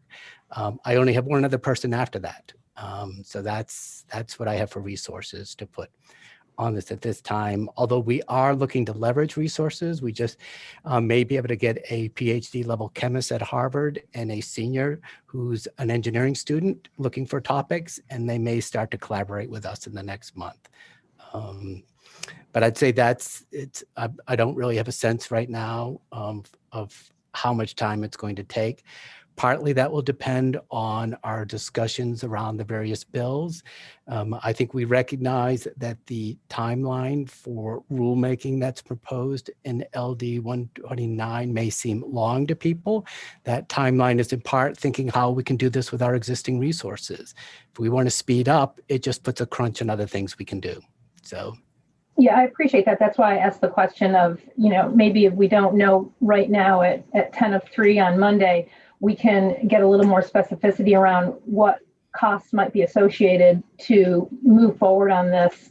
And if it means, perhaps hiring another staff person or whatever the case may be, I respect that you've got 3 folks trying to work on this, and it's a large undertaking, but I think that from where I sit, the department needs to make this a priority. So any way that we can try to be supportive in helping to facilitate that, I'd like to be in a position to do so. So thank you, and thank you for indulging me.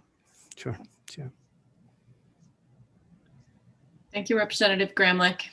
And next we'll recognize Representative Ziegler, and then Senator Bennett, and then Representative Tucker. Thank you, Senator, and thank you, Mr. Burns. Nice to see you again, and also Dr. Smith. I have 3 questions. The first one is and because we have a new administration, if the EPA were to reduce from 70, how quickly would you react, or would you react at all? And then I have one in regards to the people that are thinking about taking over coastal resources, say that they would also like to add sludge to what they would be burning for waste to energy. Is there filtration that would protect us from that? Is that going to be regulated? Can it be regulated? And if you can answer those 2. And also, I hope that the money that we transfer from the to you folks can help you keep up with this, which is going to be a very large issue going forward. So if you could answer those 2 questions, I'd appreciate it. Right. I'll go first in the first one, and then I think the others, maybe my colleague Dave Burns. I think it's worth mentioning that it has been standard practice here in Maine for many years to rely on EPA as our primary source of toxicity values that we use in all of our risk assessment work. And they have this regional screening levels calculator that, if they update it with a new toxicity value, it would be immediately available to us and we would immediately start using it. But I think, Representative Ziegler, the issue at hand here is not just the guidelines that we can act on very quickly, but the need for enforceable standards such as a maximum contaminant level for public water supplies. And in some ways, that is even less about the need for public water supplies because we've not yet encountered a lot of contamination with the limited data we currently have. But it's the way those standards can be used by the Department of Environmental Protection to give them clear authority in some sites where they have less than clear authority. But to answer your question, if EPA was to modify the toxicity value for PFOS or P4, or come up with a new one like PFHXF that they have at least a half a dozen or more in development, we could immediately start to use them as guidelines through these models. It's that if you want to have them as an enforceable standard, it's either rulemaking, legislation, or a mixture of 2. And that's where we find ourselves now. Thank you. Representative Ziegler, it's always a pleasure to see you. I'm sorry I don't have my seat next to you on the horseshoe in the ENR room, but this will have to do. Couple of things I just wanted to add on with regards to reaction time. For the department, we have the ability to react quickly in terms of if there's an enforceable standard based on new data to compel and require treatment systems where appropriate. And we would go back immediately and look at the existing site information that we have and make any adjustments in treatment systems as necessary. So that is something we can do. The piece, as I pointed out when I spoke earlier, was without the MCL, we have a clear authority issue when we're dealing with Department of Defense sites. So that is why it's important to us to have a drinking water standard in place. With regards to your questions about sludge and the facility in Hamden, it is way too early for me to comment on that. Simply, I haven't seen anything. So I have no more information at this point than you do, except to say that my understanding is that they are looking to run the facility as it's currently designed and address the issue of sludge or other changes 18 or 24 months out. So there would be plenty of conversation between now and then so that we would understand what it is they're proposing. Representative Ziegler, do you have any follow-up? No, thank you both for answering my questions. Senator Bennett? Thank you, Madam Chair. I think my first question may be for Mr. Burns. Is any of this chemical found in nature, or is it completely man-made? This is completely man-made. Dr. Smith, I'm going to put you on the spot a little bit here, but I really want to get your perspective on this because you obviously have studied a lot. In your best personal and professional opinion, what is the appropriate level that you'd feel comfortable with for this contamination in, say, your own water supply for your family? Well, that's certainly something I'm going to be speaking to over the next, tomorrow's hearing and following. But I think if you look at the other numbers the states are deriving, we're going to probably end up with a number. I can tell you now with the preliminary analyses we have done, doing our own choice of study, our own dose response modeling, our own modeling of all the different ways the other states have modeled water consumption, how to handle background exposure. We've now gone through all of that for P4 and PFOS, and we're seeing we're arriving at a number of around 20 part per trillion as well. So you'd be comfortable with that number for your own personal well? Yes, I would be comfortable with a number in that range for it. I think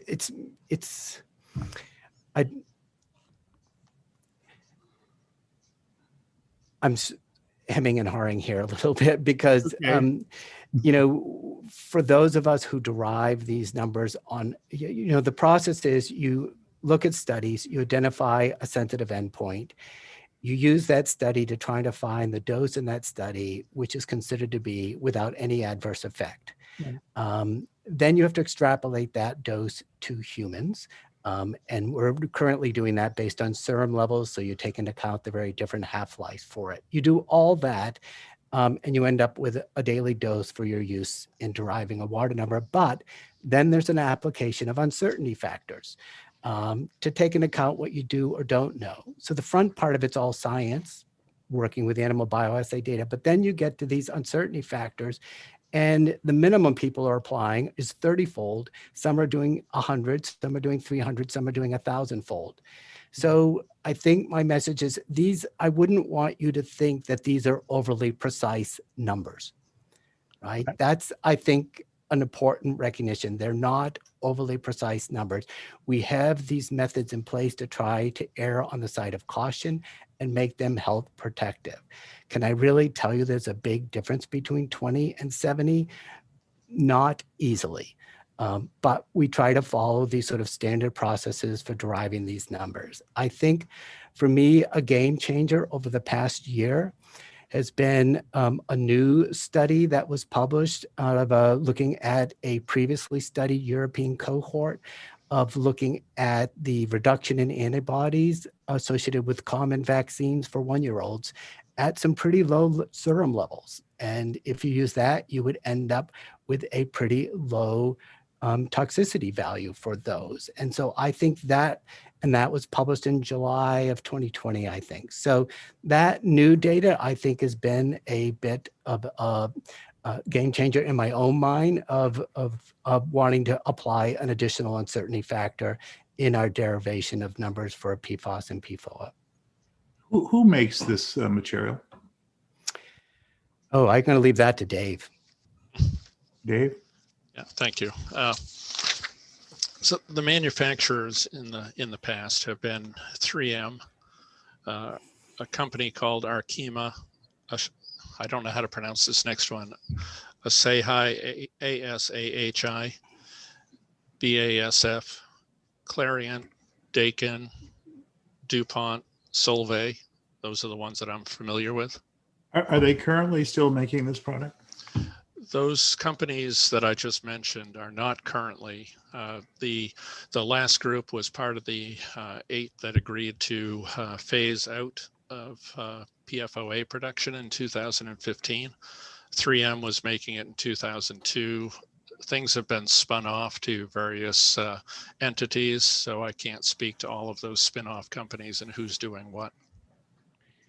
What responsibility are the manufacturers bearing on all of this problem, either in Maine or nationally?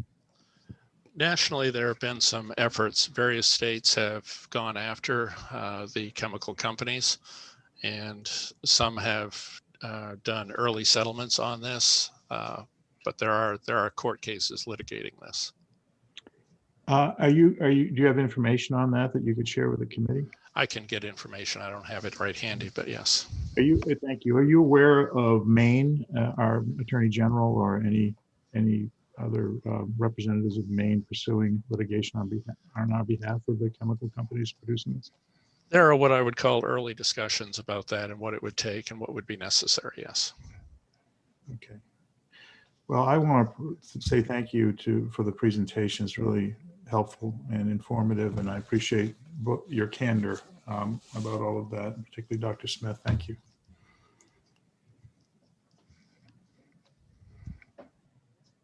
Representative Tucker. Yes, a good presentation. I'd like to ask Nancy McGrady a question, please. From the Department of Agriculture's point of view, could you tell me what the farmers are worried about and of the work that your department is doing with the farm community concerning milk and other agricultural products and how that's going? Thank you for the question, Representative Tucker. Members of the committee, my name is Nancy McBrady. I am the Bureau Director here at the Bureau of Agriculture, Food and Rural Resources within the Department of Agriculture, Conservation and Forestry. And that's a very good question, Representative. The farming community obviously is the heart and soul of what we do here at the Bureau. And all things relating to PFAS have been taken very seriously as we have approached, in particular, looking at milk and PFAS. Just as a little bit of background, over the past 2 years, we have engaged in 3 retail milk surveys here in the state of Maine. The third one is finishing up right now. We don't have data to share on that just yet, but the prior 2 did a survey of all the fluid retail milk either produced and processed in Maine and sold in Maine, or milk that is produced in Maine, sent out of state, processed, and brought back into the state of Maine for sale. And we've done that because that provides a high-level snapshot of the health and safety of that product. In July of 2020, that second retail test led us to the Fairfield farm. That is the reason why we were able to find it. There was a number that came back high enough to attract our attention of one processor's retail sample. We worked with that processor to work backwards to find the literal silo of milk that contained that sample We tested a number of farms and we found the Tozier farm in Fairfield with those numbers of high contamination. And that has led to a lot of the outstanding work that's been done by my colleagues, in particular, the folks at DEP, those soil samples, those water samples, that's what they've done.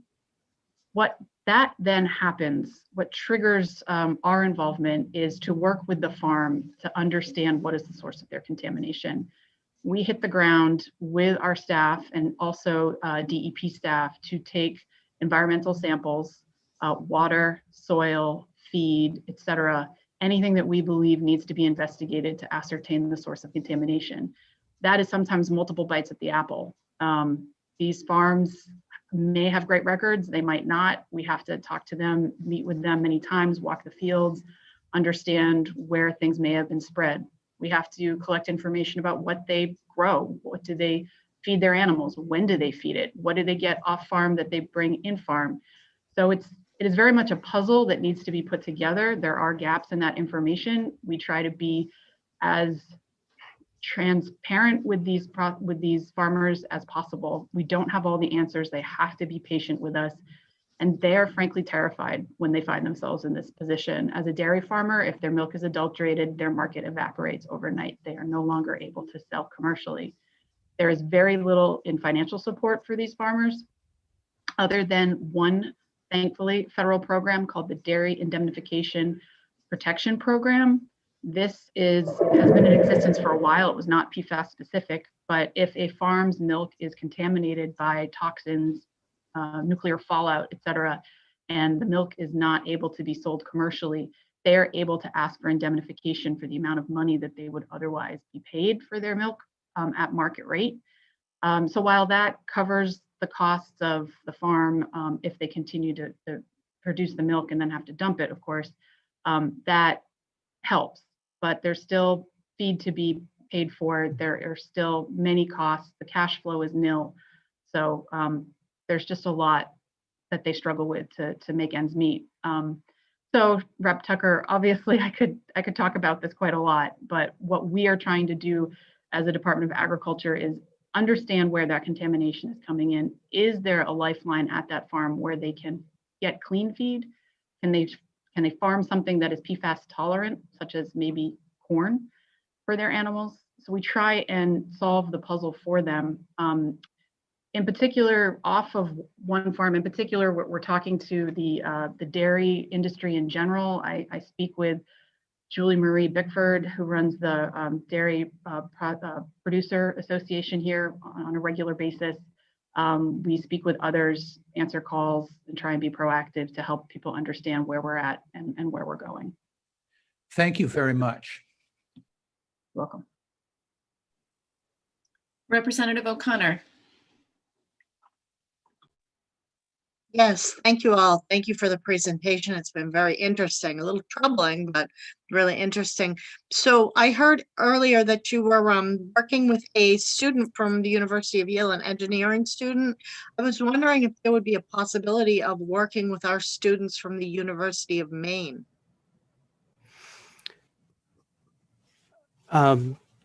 Possibly. This was it just sort of happened by chance because we were in discussion with the Harvard group, which is doing a lot of PFAS work. And actually we had reached out to them to ask questions, and then it sort of came up, oh, well, we have a chemist working on an issue that, may be willing to do some analyses as part of her thesis project. And then they had this senior at Harvard who actually is from Maine, who was looking for a senior thesis. And since he's engineering, could help us with some of the modeling work we're doing and uncertainty analysis in the modeling. And they're free. So we don't have to pay anything. So I think if I can get free labor from Harvard to help us with this and some of the interesting questions we have, then we're all for getting help. Thank you very much. Any place that we can get help is a good place. Thank Right. you. Can I just add on to that a little bit for more of a Maine connection? A couple of things. The department frequently uses interns during the summer to assist us with our work. And we've had interns in the past that have assisted with some of the PFAS related work and will continue to do that. We also are engaged or will be engaging in a discussion with the Mitchell Center on this topic as well to see what resources they may bring to bear to help us. Wonderful. And Representative Dudera.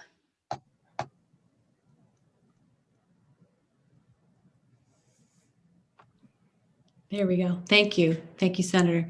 I very much appreciated Representative Tucker's question of Ms. McBrady and kind of putting the human face on all this in terms of the farmers that are so devastatingly affected. And I'm sure a lot of us have read the newspaper stories and, our heart just breaks for these people caught in this circumstance.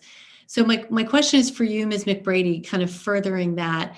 When you are working with these farmers and trying to help them to figure out what other things they can grow, how they can recover from this, is there also a conversation about other chemicals that they may be using, other pesticides that they're using, for instance, that also cause damage that maybe aren't PFAS, but are also causing detrimental effects? And is there some sort of a effort to kind of change people's thinking around chemicals? I would say yes and no. So in particular, with respect to the PFAS, we have a 210 part per trillion threshold action level that we're looking at. And so when we go onto a farm, we're absolutely trying to sleuth out what is that source of contamination. But we're also looking at what's happening at that farm. In particular, I'm thinking of working with the Tozier farm and talking to them about what they had in their milking parlor, what was there, what could possibly have contributed to this. Outside of our PFAS scope in particular, we do have an ag compliance group. We also oversee within our bureau. We house the Board of Pesticides Control. So, there's certainly other ways in which our staff interact with the farming community about best management practices, IPM, et cetera. So that's what I mean when I say yes, but I wouldn't say that has been, at the forefront of our conversations with PFAS impacted farmers per se. But certainly if there's a pathway to viability for a farm to pivot and do something else and do it safely, we're happy to help be insightful and give advice in that situation. Yeah, if I may, because I feel like, I don't know that we really touched on underlying health conditions that, I'm sure that PFAS affects people with underlying health conditions even more strongly, perhaps. And if there's also other pesticides being used and things that are maybe weakening immune systems or just having other detrimental, it's just a kind of a big cluster. So I was just curious. Thank you. You're welcome. I'm going to take my chair's liberty and ask a few questions. I'm wondering if any of you could speak to soil management practices that affect the presence of PFAS in soils. For example, if you have different levels of organic material in your soil, your organic matter content or your clay, like your soil structure, is there any relationship between soil and PFAS at this point that we know of, or has that not been looked at? I'll start and Nancy can decide if she wants to jump in. Again, this is an area of emerging science, so we're still learning a lot. But yes, there does seem to be things like organic content, cation exchange, pH, are some things that may affect the uptake by plants. And that's still something for us to, I think, look more into. And we're hoping that, what we'll see is academic groups that work in this area becoming more active. I'm seeing more papers come out with these sort of things with various sort of controlled potted plant studies. So hopefully we'll learn more about that. I think there's another area is going to be when we look at these soils, we sometimes see potentially precursor chemicals like N-ethyl fossa that can be decomposed or broken down to PFAS. And so trying to understand that and how those can affect levels as well is an area of study. I don't think I have much more to comment on that other than certainly relying on Dr. Smith and his team to keep us informed of any new progress in that area. It is really fascinating. I think there's so much more to learn with respect to agronomic uptake and the factors and the variabilities to it. There is an enormous amount to still learn and do. Yeah, the one thing I would add is we're really hoping other states get involved on this particular topic because we would love to see more help. I suspect there's work going on, but we're just not hearing about it yet. So, as a farmer, one of the things that concerns me really quite deeply is the risk of losing lots of valuable tillable acres and grassland in our state to this issue. So I'm wondering if you could speak a little bit. You mentioned the difference between corn and grass in terms of its ability to reuptake, but has there been any work done to think about other plant materials that could be grown for remediation efforts on these pieces of property?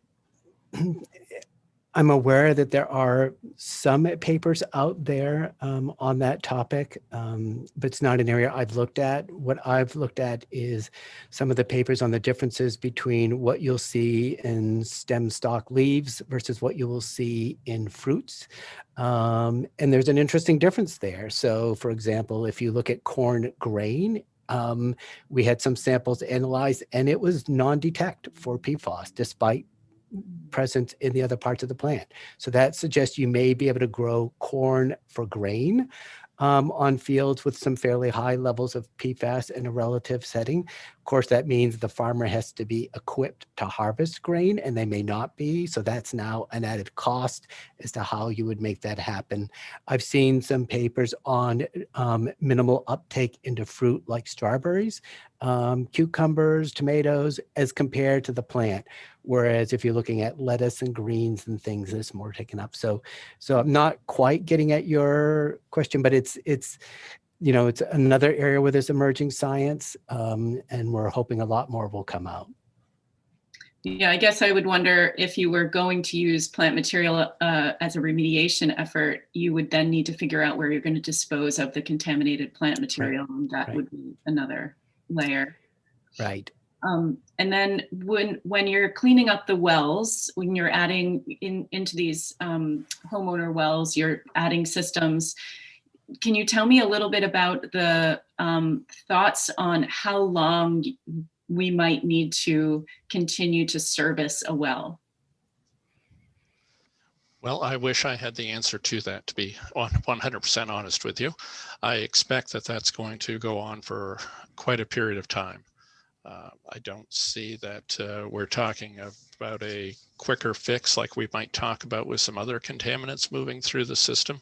If, to put it in perspective, if you think about when land application at some of these fields that we're investigating ceased, for instance, in Fairfield, 2003. So we've been 17 years without anything being added to those soils from a biosolids perspective, and the levels are very high, and the levels we're seeing in the drinking water wells nearby are extremely high.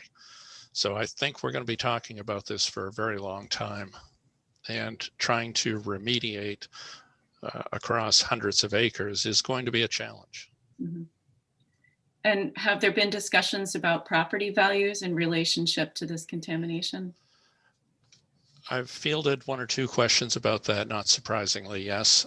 That is in this program, that's not something that is part of our bailiwick. Mm-hmm. And those questions more go towards the Realtor Association and local town officials. In fact, I'm having a conversation, I think it's probably next week, with the Realtor Association, and that'll be probably part of the discussion. Perhaps some mention long-term where this would be a discoverable event that would need to be mentioned in the course of a sale of a property, probably. Yes, I'm sure it would. And generally the way, if I put this on a parallel to oil cleanups where we put in filter systems, a filter system installed and performing satisfactory in an oil cleanup may have very small impact on the property value, but it's deemed to be a safe drinking water supply with that filter. So in essence, there's really no impact from that perspective. I don't know if that's going to hold true when we move into the world of PFAS or not, but that's, I guess, one parallel. And I have two more questions, if you all will entertain me. When you're thinking about Land for Maine's future, Ms. McBrady, have there been discussions about whether or not we ought to be testing the properties that we're thinking about putting easements on? It's a program near and dear to my heart. I farm on a property that's conserved with LMF funding. You know, Senator, that actually is the first time that your question has raised that. I don't believe that they are, but it is certainly something that I could bring to LMF for further discussion. I'm hoping it gets funded and then there's room for that discussion. I understand. All right, I will step aside and make room for Representative Dudera to ask questions. Thanks. I just wanted to help out with the realtor question as our token realtor here on the screen today and a member of the Maine Association of Realtors. That would absolutely, PFAS would absolutely be something that would need to be disclosed, you know, by an agent, and a seller would be under obligation to disclose that. They're currently on our form right now is not something specific to PFAS like there is with arsenic or radon or methamphetamine or many other things, but it would be a material defect of the property. And if it were not disclosed, that would be a big issue, litigation issue for both a realtor and a seller. So I just wanted to weigh in with that. May I ask a question back? I would be interested in Representative Dudera's opinion on property values with a filter system installed and properly working. Mm-hmm. Well, I think we could draw a comparison with any of the other contaminants that we have, say arsenic or radon or anything else that can be mitigated. If something can be safely mitigated and people can show test results that, you know, prove that the situation's been taken care of, most buyers will then say, okay, great, it's been taken care of. There's always going to be some people who, if they hear about anything, whether it's because of a health issue in their past or just their level of comfort, you know, they will not, and you know, pursue something. But most people, if they can see documentation and if there are standards established and they know that it's below a safe standard, they would, you know, probably go through with a purchase. Thank you very much. I don't usually get to ask the committee questions. Okay, I have one more. So I can't help but notice that all of the work so far that we're talking about seems to be pretty isolated to the dairy industry within the agricultural sphere. We have brief conversations about certain crops, leafy greens versus fruits that are going to possibly have more or less PFAS. But what is the conversation about whether or not we ought to be testing more farms separate from the relationship to what we find on store shelves in milk? But, you know, I'm thinking about crop farms and that direct relationship to the human consuming the contaminated green leafy lettuce from a farm that has high levels of PFAS in the soil or their water source, pregnant moms, nursing moms, that sort of thing. So I can go with that, and if my colleagues would like to add, feel free. Certainly, we understand the desire for additional testing, and I think that there are some obvious constraints on that right now that hopefully can be figured out in the near future. First and foremost is that the lack of standards nationally is really frustrating, and ideally, having national leadership in this arena will happen with this administration. The commissioner and myself and others are actively engaged in conversations with our Maine delegation, with other states, trying to raise that drumbeat of national leadership, national standards in this area to avoid a patchwork that would be confusing state by state across different types of food, for instance. In the absence of that, I think it really is going to take prioritization and understanding the historical record. Where have biosolids been sold? Applied? Are those farms still active? What is actually grown there, and when? These are all questions that require time and attention and resources. I think in my response to Representative Tucker, you could tell that this is very resource intensive just for one farm, let alone many, many more. This is not in any way meant to state that we have this many farms with PFAS on them, but there are 7,000 farms in the state of Maine. So, just wanting to let you folks know that what we're going to be needing is resources that will allow us to prioritize, make those plans, and then step out from there. Right now, I would say about 30 to 40% of my job is spent with PFAS related work. I have 2 ag compliance folks that are in the field asking questions, meeting with farms, trying to chase down the historical record, while also trying to handle other ag compliance complaints and issues across the entire state. So you can understand that it's just right now quite difficult for us to then be able to say, well, then we're going to go to beef, and then we will do hay, and then we will do leafy greens thereafter. So I think that a combination of things need to happen. I think we do need to put together for the legislature, a list of the resources we need to be able to increase our operational work around this. We need to determine where that would be focused. Would it be beef next, for instance? Would it be leafy greens? And then thirdly, if we can have federal support, whether it's those thresholds or more research, more funds to do what we do effectively and well and speedily, we will take that. Thank you. Senator Carney. Thank you, Madam Chair. Ms. McBrady, I just wanted to ask you a little bit about the inverse of what you were talking about. Do you envision a time when we could, and would it be helpful to actually identify those farms where biosolids were not spread, that we can take steps to ensure remain available for agriculture, particularly so that we have places where we can grow things like lettuce if that ends up being something that we can't grow on PFAS affected property? Yeah, I think we're going to end up there, Senator. That's a very good question. It's interesting, as the Department of Agriculture, one would think, well, you have a list of all the farms in the state of Maine, right? You have their addresses, you have an understanding of their acreage and what they grow. And unfortunately, that's not what we have. There are only a few crops or products that require a license in the state of Maine. So the list from which we work, there are holes in it, there are gaps in that data. But that being said, I think there's a lot of work that we can do together. I'm really pleased that we work so closely with Cooperative Extension, with ag service providers and groups such as MFT and MOFGA and others. So I do think that as we lean into this and learn more about it in the state, there's going to be an understanding of the universe. And as we chip away at the historical record and really hone in on those farms that do have a history of biosolids that is worth investigating, I think we will have a clearer understanding of the true universe of impact. Thank you. Are there any other questions or comments from the committee?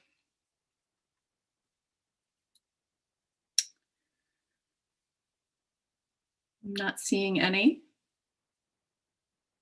Well, I've really enjoyed this opportunity to hear from all of you. It brought back my organic chemistry classes and those little models that I used to put together. So thank you so much. I'm grateful for your time. I think I can say that for the whole committee. And Dan, do we have any housekeeping items that we want to mention besides our meeting on Wednesday at 10? Sorry, I'm stuck in a sunbeam. No, that's it. Just our meeting on Wednesday at 10 for the oil storage tank report. Representative Ziegler.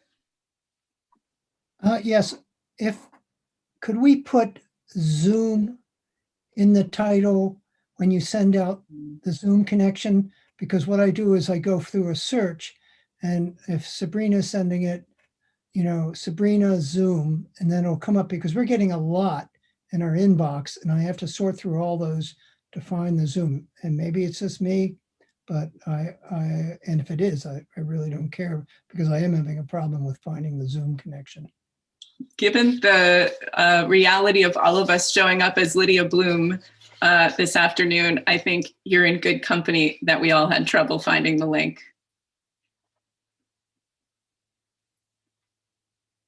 Anything else? Well, can you answer that then? What should we do in the future? Well, so Sabrina, when she sends it out, we can have her title it ENR Zoom for each meeting. And that hopefully that will work. Is that possible, Sabrina? Yes, but on meetings like today where it is a webinar, the link comes from Zoom, not from me. So that's where the difficulty comes, is it comes from Environment and Natural Resources is inviting you as a panelist. And that's what you'll need to look for if it's a webinar. If it is a normal Zoom meeting, it will indeed come from my email. So that's going to be the difference for you guys. Is it possible for you to cut and paste that Zoom email into one from you that says Zoom ENR? No, because Zoom sends you all your individual links, which is again why when Representative Bloom sent everyone hers, you all showed up as Representative Bloom. So on the Zoom is just complicated, unfortunately. But so on the webinars, it'll come from Zoom itself, but on a normal meeting, I will be as specific as possible in the description and subject of the email. And I will definitely have ENR Zoom link, and I will have the exact date, title of the meeting, whatever is the most specific I can be. So that means that for public hearings, it will come to us as, is that what you're saying? Yeah, so public hearings would come in the same as today. Okay. So for public hearing days, which will be traditionally Monday, is sort of what we're looking towards, although that's not the case next week because we have Monday off. But then you'll be looking for a link specifically from Zoom. Okay.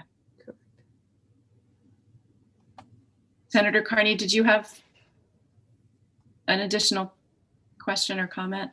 No, I think Sabrina just answered it. I was going to ask what word in the subject line that's distinctive could we search for? For example, is panelist always in the subject line? For a webinar, panelist will be the keyword in the subject of the email.